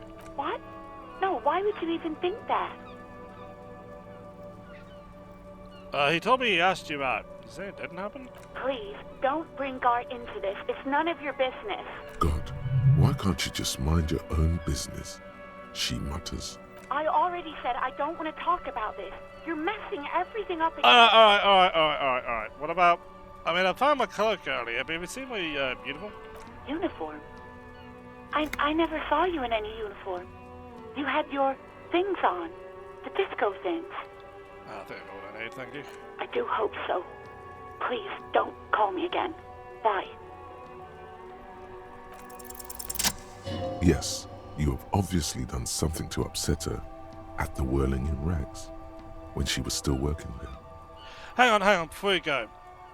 You're mad at me, right? What did I do? I can't remember anything. I'm not mad, it's just... You were so drunk and so emotional all the time, and then the skewer thing happened. It just made me want to quit. So you're telling me that I'm the one that made you want to quit? Yes, obviously. You were the worst client I'd ever seen. And I had seen so many assholes in this place. I've had sailors fighting, union guys grabbing my ass, kids stealing booze. Once a guy was glued to the karaoke machine every night for 2 months. But you... What did I do? Well, you were worse than all of them. Honestly, you were getting borderline aggressive. Even about little things like not turning down the volume at 3 a.m. I even liked one of those songs you kept listening to on repeat. No more. I hate it now. Which song? We Go On by the O.O. I can't listen to it anymore. You've turned it into a parody. I'm sorry. I'm sorry about the song. To hell with that song. Then there was your room. Your project. An experiment to see how bad it can get in there. I tried to send the cleaner, but you wouldn't let me. Threatened to make me understand. I had no idea what you meant, and I don't want to know. And then you screamed something about being the most boring person alive and how everyone leaves you because you're just so boring. I'm sorry. And then I had to deal with your toilet, the one you clogged with police documents, causing water damage downstairs in the kitchen. I won't even mention you waving your gun around, harassing customers, threatening to sing karaoke, threatening to kill yourself. Wait, police documents? The ones I had to wrench out of your toilet. What happened to them? Damn it, I don't remember what I did to your damn papers. I don't remember every little thing I do. Resentment gives way to concern in a voice. Especially when there's a hurricane loose. It's your fault for losing them, not mine. Something in you wants to immediately forget about this, as if there was a reason you threw them away. Okay, I get it. I was the worst tenant. No, you really weren't. You were simply the worst. I am truly sorry about everything, Silver. God, I knew I shouldn't have brought it up. Just try not to call me again, and let's pretend it never happened. I dread to ask, what skewer thing? The stuffed bird, the great skua. You threw it against the wall while screaming, "Fuck that bird," and laughing like a maniac. Ah, there isn't. I think you said it had been giving you shit ever since you got there. It certainly sounds like me, alright. Didn't seem like you had fun doing it, though. Hang on, but when I spoke to Garth, it sounded like he thought he left because of him. Wait, really? No, this is absolutely not true. I like Garth. I really do. So he didn't cross the line when he asked Shadow? No, I was actually flattered. I've always liked him. It was just bad timing, with the corpse and all that. There's a pause. You can almost see her on the other side, the telephone cord coiled around her index. I didn't know what to say to him later. Then you came and destroyed the place, so I left without explaining. I should have told him, maybe. I can tell him. Okay, but please don't mess it up. Please don't take out your gun or something. Did I say anything else beside the OO? I'm looking for a song. All sorts of things. From disco, rock too. So much disco and rock. Was I something like, Smallest Church in Saint Sians? Yes, that's the one you like to sing along to the most. The later it got, the more that one came on. Interesting. You still have to find a copy, though, before you can blast it. Okay. Thanks for talking to me. Take care. You hear a sigh of relief on the other end of the radio. Wordless, the call breaks. Then, the already familiar... Anything else I can help you with, officer? What's the segment? As always, it's DJ Mesh and Felicio, and you're listening to Street Freaks FM, bringing you the hottest, the nastiest, the most vulgar. A flock of seagulls takes off nearby, startled by the roaring radio. Right away, the lieutenant reaches into the cabin and turns off the radio. He's not looking at you as he says, Someone must have been messing with the radio, or maybe picked up a random frequency. You wanted a prime line, right? Speed Freaks FM, huh? Oh, is that what it was called? Go for it. Turn the radio back on while it's still on the Speed Freaks FM. So you don't want to get into this, no problem. Nothing to get into, really. But sure, let's focus on the important things. This is Precinct 57. Can I connect to Precinct 57's over and out? Her voice disappears into the void. In the cabin, you see a set I of got steering- heavy. Hey. Hey, so we've been monitoring you internally, and now we know your Copo type. My what? Yes. Guess what's yours? Sorry, cop. I don't know what's sure. Yes, sorry cop. The cop who's sorriest. Let's make it official then, shall we? What are the other types? Oh, you know, Apocalypse, Superstellar, the Advanced Interesting Cop, Liquid Shadow Cop. But you're too sorry to say those things. So, here we go? Won't they be jealous? What? Jealous of the sorry cop? I think they'll be fine. Don't worry. They'll be super fine. It'll be totally okay. You can dual copo type from sorry to anything. You know, I'm not that sorry. No, you don't. Come on. You'll be back to saying sorry in 2 minutes. Stop wasting time and begin the repentance. Look, I'm really not that sorry. Fuck off. Wow. Okay. Fuck off. Maybe we were wrong about you then. Lonesome. Long way home. Here we go. Home awaits. Walk past Station 41 and through the market, past the Boogie Street spearhead to the other side of the lake, the frozen eye at the center of the district. Then past the video rental store on the corner. There, at the end of a street lined with pine trees, a small house no larger than a matchbox. 11 Voyager Road. You no longer live there. Those times are gone. And so are those people. Why did you come here? Why are you still here?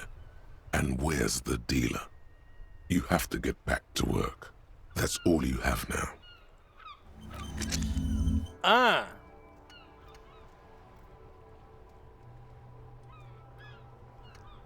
So we are capped on these, so obviously we may have to forget it every now and again.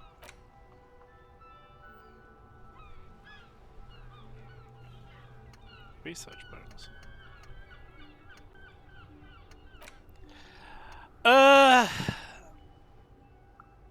I don't know about that one. But anyway, we'll go through the skill point first.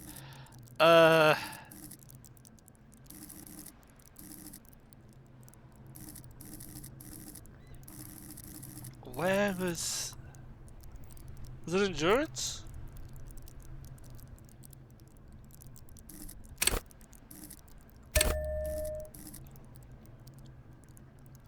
Oh, can I do one of these?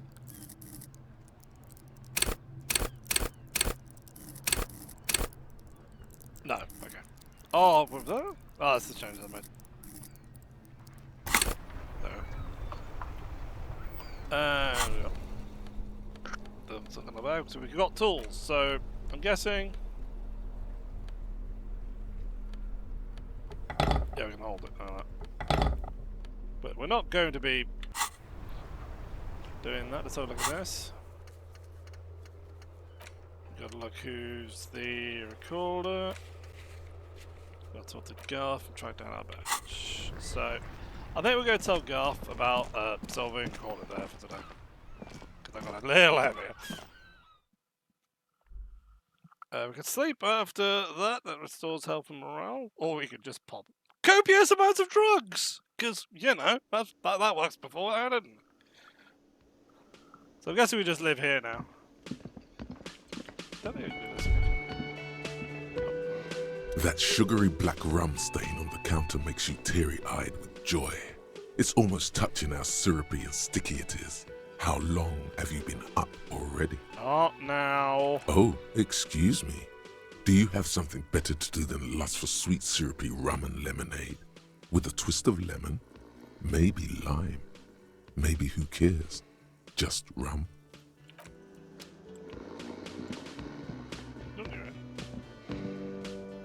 It's all about money, you know. There you go. Can I help you?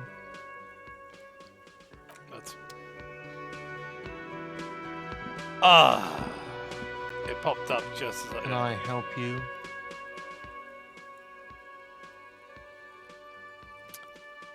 I told you Sylvie. She left because of me, not you. Wait, what? But what about the bird? Bird? Yes, the bird.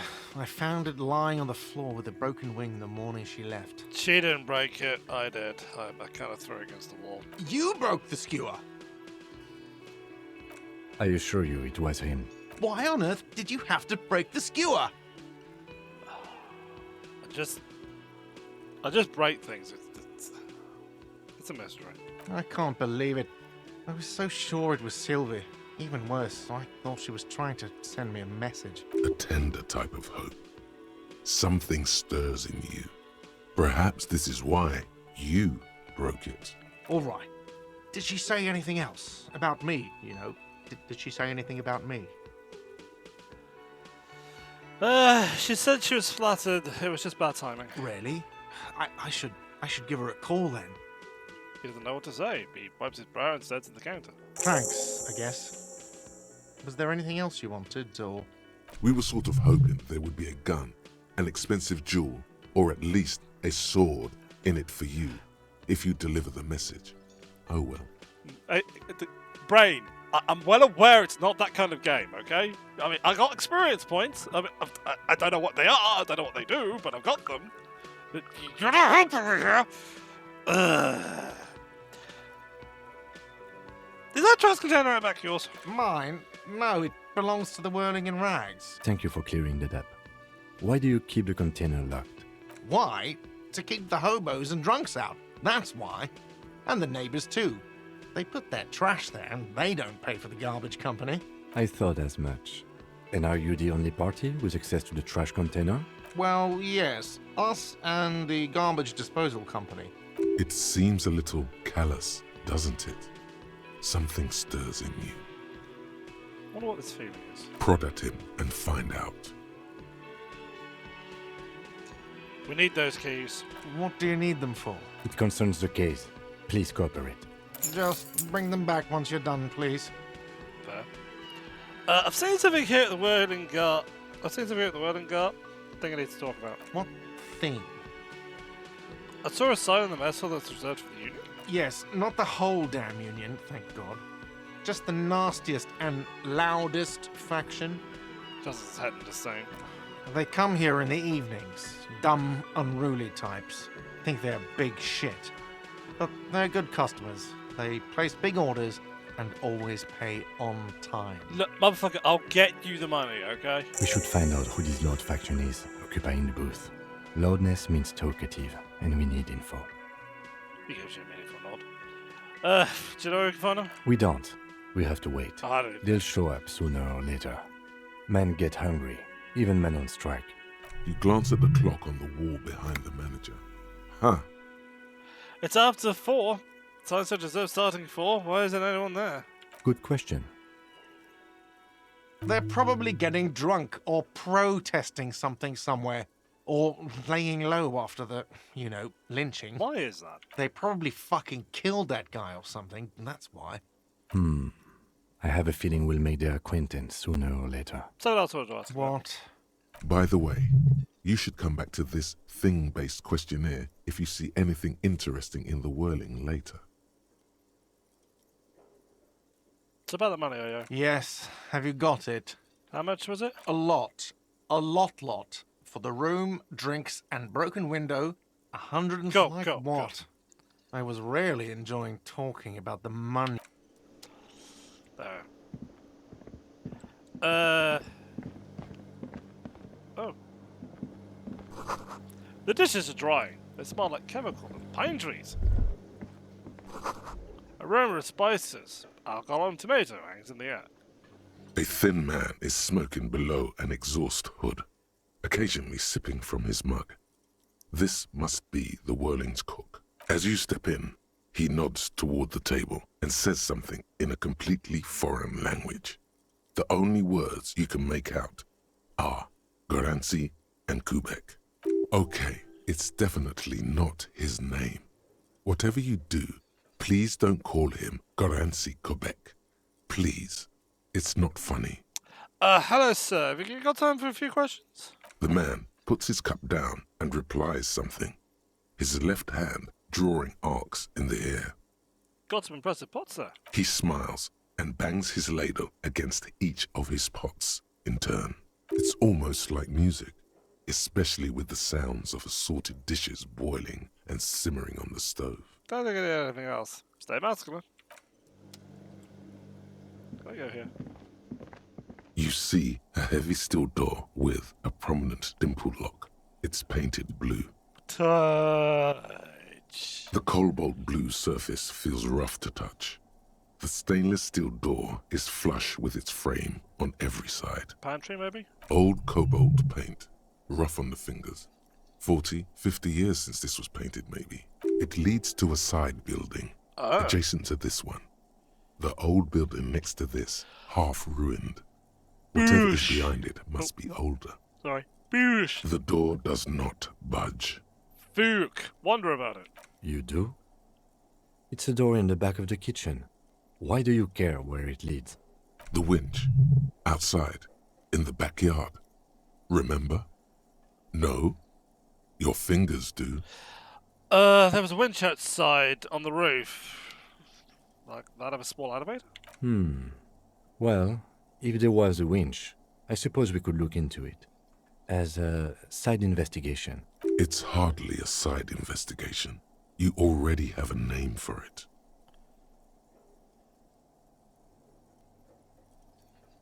Sure.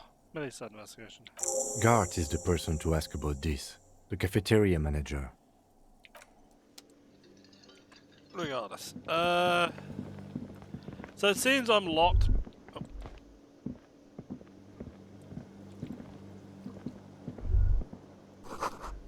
A woman's hand wrote yesterday's menu. Today starts at a man's handwriting. Well, we know already that was going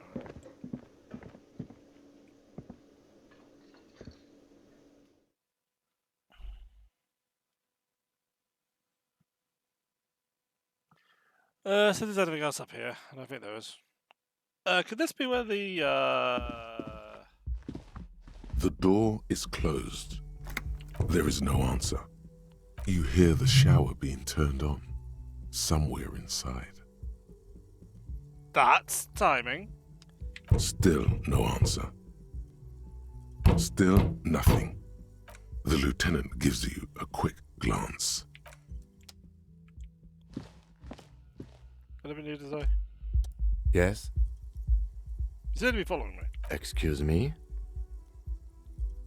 Nothing, just an observation. You have a distinctive way of walking. If I were to walk in front of you, we would surely collide. What do you mean distinctive? I hope you don't take this the wrong way. It's just a collegial observation. In the 57th, we call it the Jamrock Shuffle. Officers from Jamrock's 41st Precinct tend to move a bit erratically. How is that? They say it's a scene-clearing technique developed by one of your lieutenants for gathering evidence. It's erratic, yet thorough. Prioritizes containers. Fuck you, Kim. Yes, but containers contain things. Shiny things. They're interesting. Oh, I guess that's alright. He simply nods. Okay.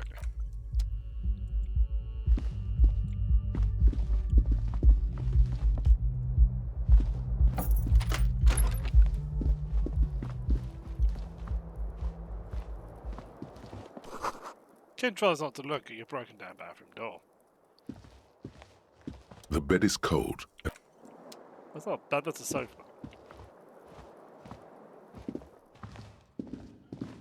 A mirror hangs on the bathroom wall. In it, your face, adorned with the expression. Dig deep into the mind to locate the source of the impression. Actually, wait, no. It belongs in the new, the third decade of the current century. Enough time had passed from the failure of the revolution that, for a fleeting moment, free market economy seemed like the ultimate, uncontested way of life for our species. Things were good.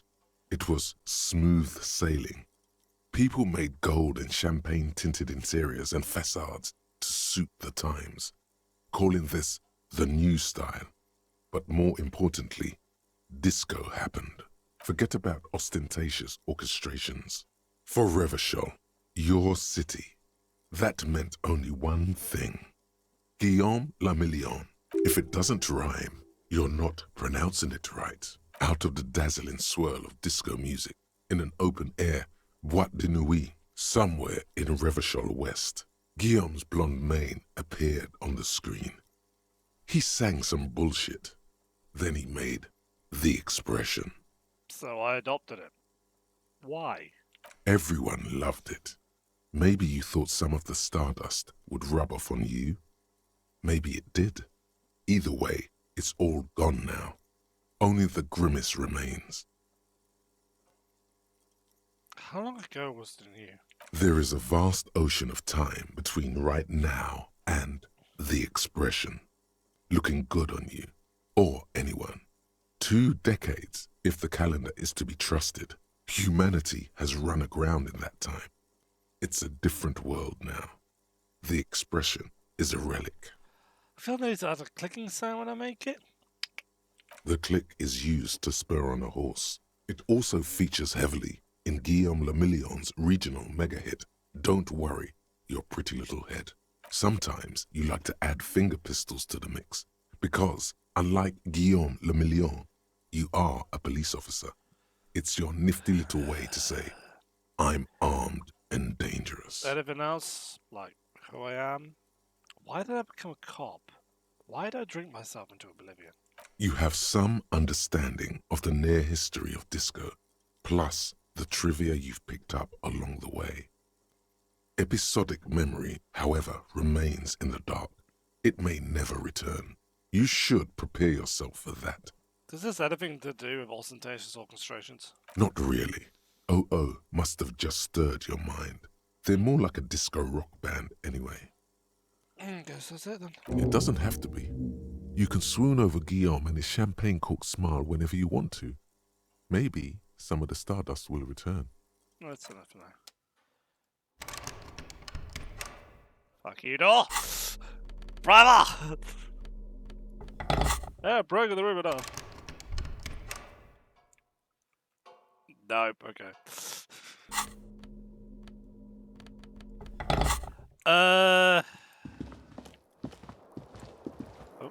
Kim also tries not to look at the pile of taped viscera on the carpet, or the weird suitcase on the hat rack, or the potted plant dying in the corner. But it's all, the man is finding it hard not to trip on the tape, and not to send any of the bottles rolling across the floor, where unidentifiable sludge makes it hard for him to breathe.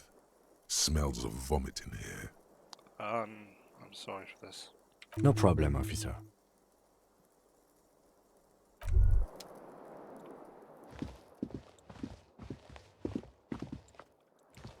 Lose! Oh shit, it's cold and lose. Right, where to go now?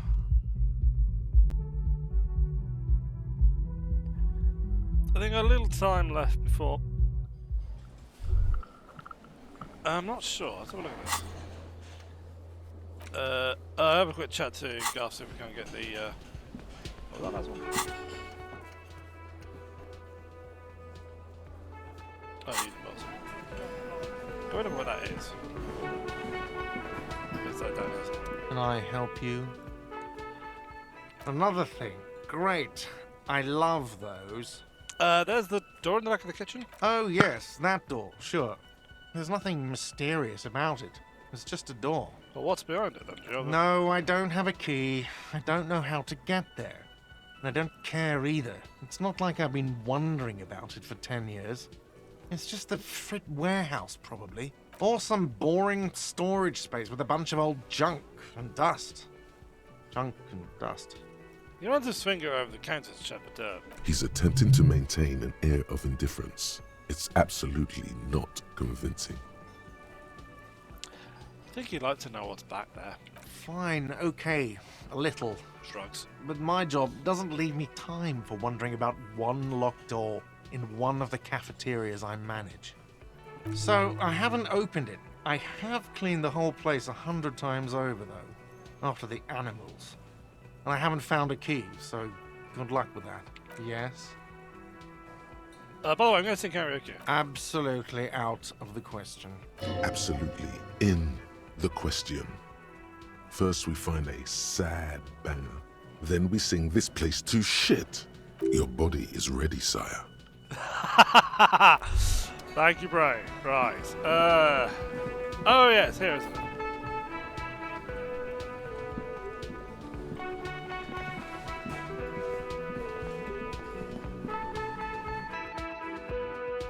Reversal.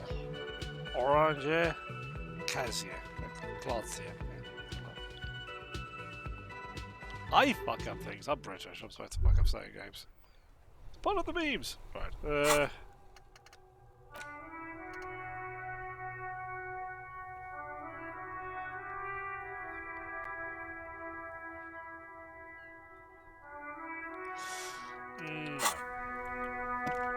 Okay. Oh, I got cancel button. So.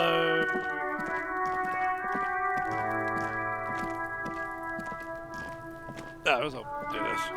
Call this the last thing today. This trash container is locked. I got a mistake. This trash container with a well-oiled crack, the lock pops open. It should now be possible to simply raise the lid. Don't. Maybe you shouldn't. What's this? Just a feeling. A warning from some part of you. Open the lid. The smell of rotten food rises to greet you. You see soggy cartons, dirty rags, and organic waste. We're just in time. This hasn't been emptied for over a week. Look under the carton. You see milk and egg rest with one broken egg in it. Some pasta wrapper. Picking up the soggy packages somehow feels familiar. You've done this before. The movements are recorded in your elbows, the methodology in your fingers. You're used to this. Off we go. A box falls into pieces in your hands. Batiste Soleil cereal. There are plastic pasta packages below, and turbo noodles. Nothing of note, however. What about the rags? Among the threadbare kitchen towels, something catches your eye. A pair of denim trousers. Yoink! As the legs of the slime-covered jeans begin to unspool from the garbage, a rank corpse smell fills the air. The victim's clothes? Cadaverine odor is faint. If these belong to the deceased, they were removed when he was still in the early stages of decay. Drop them in here, officer. Guitar marked blue jeans. Pockets empty or emptied. He wore them with a belt, too. A white belt. The loops appear stretched, but... He looks into the container. The belt is missing. That's it. Do you see anything else in there? I have another bag here. Something slimy catches your eye. Go for it. A drab, long-sleeved shirt, olive-colored, appears from the food waste, dripping with pus.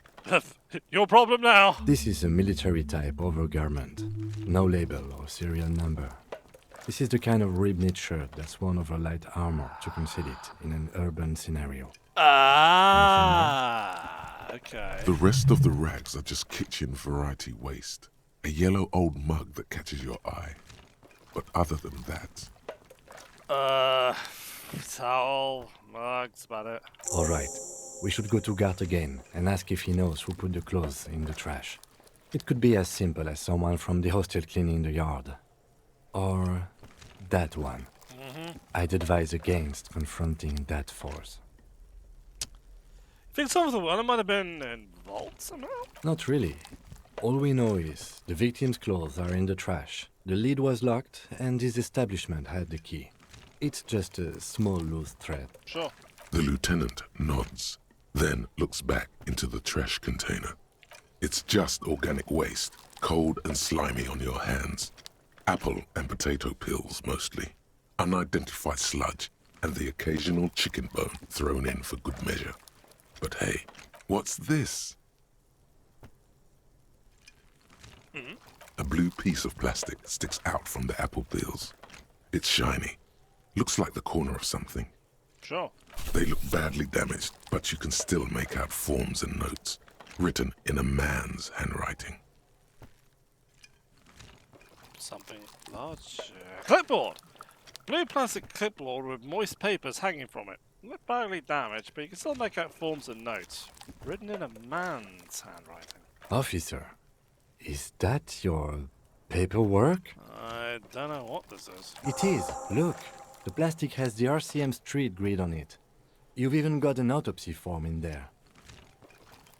A miserable-looking slip of paper sticks to the board. If you don't mind my asking, how could you have let your paperwork end up in the trash?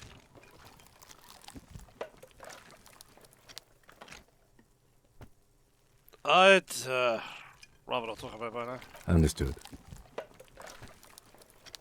I'm getting that fucking mug back. You pick out a broken mug with an oddly racist depiction of the Yellow Man. Only in its social sensibility. Sure. The container sounds a muffled gong. That's one thing off the list. I think we got it all. You said you didn't want to talk about the ledger. However, now that you have it back, it would not hurt to start taking notes on the case. Officially.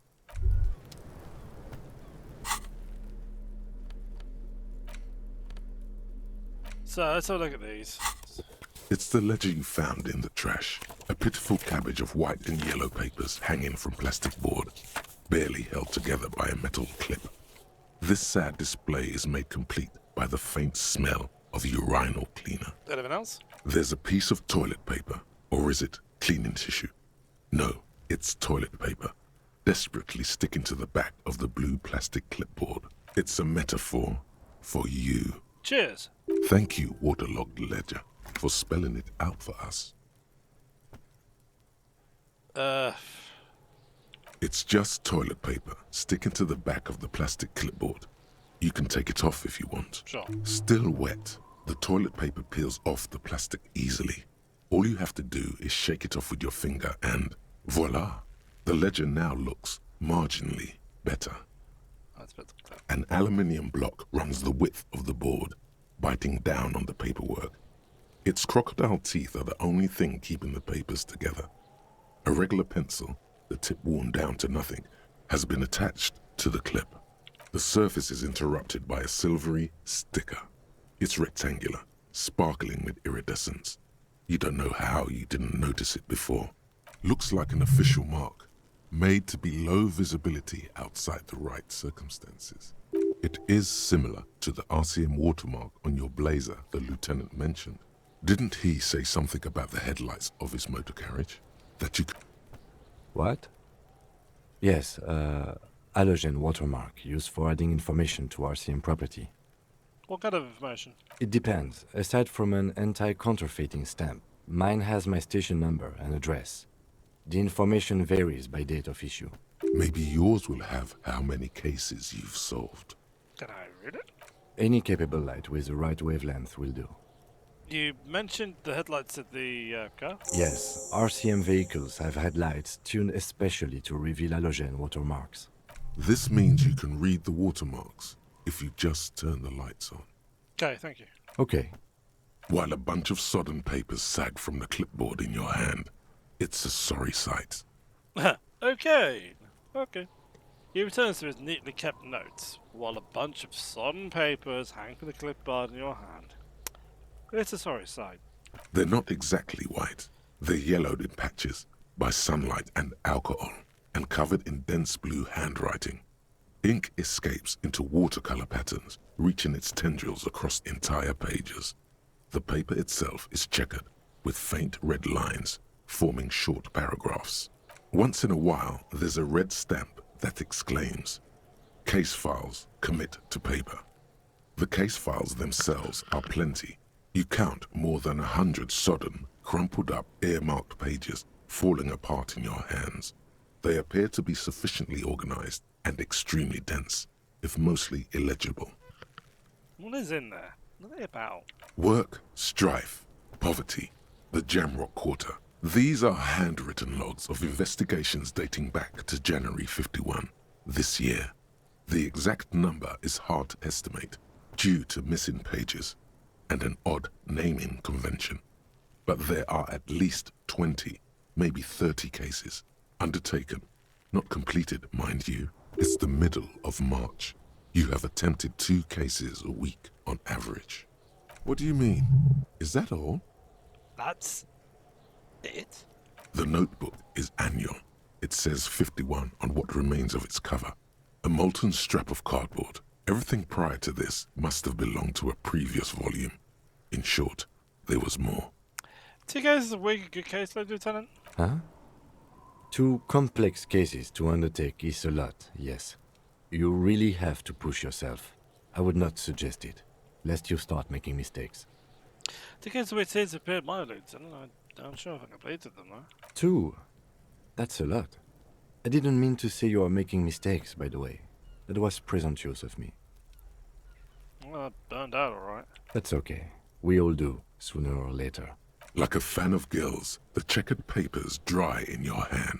The handwriting is extremely dense, if mostly illegible. There was a mention of a naming convention in here? Yes, it appears you employ a, shall we say, robust yet literary system. Each investigation has its case number written on the margins. Yet, still more tellingly, most are accompanied by a name. A title, one might say even. One that draws inspiration from snoop fiction and vespertine cop show staples. Oh, God, and they're written all in capital letters, too. Yes, all caps. One is called The Next World Mural. Another, The Square Bullet Hole Murders. Another yet, The Unsolvable Case. You're gonna tell me more, aren't you? Others appear more light-hearted. The guys on a couch in an unexpected location, and the murder at the hookah parlor. Even the rare article-free collapsing tenement. Murder features prominently throughout. It's going to take an effort to piece these case files together, but it can be done. Once you're done inspecting them up. You mean the alphanumeric? Officer, precinct, time of arrival at the scene? No. Oh, you mean the titular? Yes, well, so do I. In our defense, almost everyone in the RCM does. Oh, thank God. Why? It's a holdover from the early days of the RCM, right after the revolution, when the organization had little idea how to do things. It persists in an unofficial capacity. Officers use these titles to refer to their work among themselves. Okay, you say this, but I have a case that's apparently called the Square Bullet Hole Murders. Again, in your defense, I seem to have named one the man with the hole in his head. That was a real person. His death was real. Still, I named it that, to amuse myself. I pray his loved ones never find out. What happened to him? Rail spiked through the head. He died. It was a workplace accident. Well, that's an official case, is that right? There is, for precisely one more. 15 pages near the end remain untouched by the damage. The checkered grid forms a structure of passages, breaking the case into subtasks to accomplish. Once all the tasks are accomplished, the case is complete. Committed to paper using the pen we've been given. The tasks you've completed flow out of the kind green ape pen in a brash freehand similar to the rest of the letters. The wording comes easily. It's almost robotically simple, a language developed for mental rigor and simplicity. Inspect the victim's body. Interview the cafeteria manager. It's not exactly poetry, but poetry would be out of place. Let's cross out the ones we've done. A satisfying slash sounds across the paper. You're done, it seems to say. And you, and you. You're a swashbuckler with that pen, Harry, and it feels good. Feels like completion. Things to be done and things already done. The composition of reality. This is an extremely useful tool for a detective of the citizens' militia. Now all that remains is to name the case. Hey Kim, any idea what we should name this one? No, actually. Any ideas? Furies at home in the mirror? Furies? Yes, well, I don't know. I have to be honest, I'm not experiencing the internal strife that refers to. And also, could you make it less poetic somehow? Just a normal case name, you know? Think, what would that be? A good normal name? Yes. You know what that normal name is. But it's so plain. Anything else, please. Oh, hanged man. Great. That's great. That's actually what I was thinking too. The Hanged Man. Good, strong name. We have a very good name for the case now. I'm going to start calling it the Hanged Man. It's good we sorted this out. use? You don't exactly close them, so much as distance yourself from the smelly papers. They're a little further from your nose now. Can I read the case files now? Yes, you can piece them together using the alphanumeric code on the margin. It always begins with HDB41, then date of initialization and time of arrival on the scene, followed by the title. For example, HDB 41120111700, the Next World Mural. Wait. HDB 41. Those officer precinct? Why, yes, your precinct number is 41. HDB. Every last alphanumeric in the files begins with it. And these are Harry Du Bois. your case files. It's safe to say HDB are your initials. Harry Du Bois, HDB. I can revisit these. Not much has changed in the meanwhile. A bunch of sodden papers still sags from the clipboard. So what about the yellow papers? In the back, you see thin, translucent copier paper. Some neon yellow, some bright red, all covered in boxes, like marching armies. These look like official forms, waiting to be filled out. Then rip them from the binder and hand them out, according to type of form. Well, what type are they? 3. The topmost are misconduct fines. The middle ones are station calls. And the bottommost are field autopsy forms. Each is easy enough to make sense of. You don't have to be an intellectual giant to do police work. No, what about A monetary penalization ranging from 20 to 250 real. Severe cases allow for 1,000 real, but that requires special paperwork. The details of issuing these fines are spread out over the rest of the fields, but they appear pleasantly vague. These are quite sinister in turn. They give a date and time for the person to appear at the specified precinct police station. Below the call are the criminal charges you risk by not appearing. All in a print so small it could be considered downright cute. Uh-huh. A dozen pages of thin copy paper, bright red in color. You see the parameters of a deceased human form waiting to be filled in. Age, sex, condition of internal organs. Yeah, sure. Yes, all that remains now is to fill those forms and hand them to people. Fines for wrongdoers, interview requests for bad guys, and field autopsies to dead guys. The rest of the stinking cellulose is much worse for wear. Being sandwiched between the board and the rest of the paperwork must have spared the fragile copier paper. I'm going to regret this. The acidic stench of rotting food is rubbed off on the cellulose. It now forms the base of the experience. This base surrounded by a faint air of spoiled meat, the stuff of death itself, and then sprinkled liberally with the citrus zest of toilet cleaner. You know, like the bits they put into public piss bowls, probably called Fermi Discrete, or Axel, or something. At some point in its journey, the ledger has seen the inside of a public toilet. Yeah, we already know about that, Brain. If you knew it was dunked in the toilet before getting chucked into the trash, why are you sniffing it? Well, I mean, the option was there. So you wanted to get in on the trash toilet stink collab. Find out what happens when those two get funky together? Okay, pal. Look, this is getting weird and hostile. Just move on with it. Your nose is somewhere between grateful and resentful. The lieutenant observes you, raising and lowering the toilet water-logged mass under your nose, trying to get a good whiff. A good analytical whiff. Excuse me, I just have to ask again. How could you have let this get tossed out? I think I didn't want to be a cop anymore, so I flushed my career in the toilet, literally. I'm sad to hear that. In any case, we are lucky you found it. Make sure it's all in there.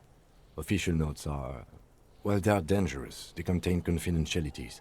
Now, if you'll excuse me, that thing has filled me with the sudden urge to make sure mine is in perfect order. Needless, it looks great. Unlike yours, which is an unholy mess. Yeah, okay. And Oh.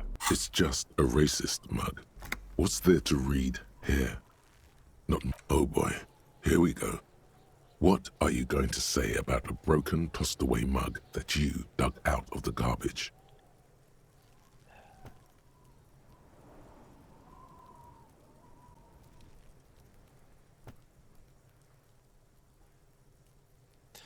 Mug is used as an example of prejudice. I'm going to use it as an example of what not to do. But it was in the trash. Why not just call it out when you see it? Or do some... Good idea, alright. I am going to call it out though, because I did say that I was going to go slightly shorter, and I probably didn't. So, I will save, and I will see you in here. Better, got a little bit heavy of the Sylvia thing, but that's great. Yeah, I'm not saying it's a bad game, I'm just... I'm moving away from this walking headache.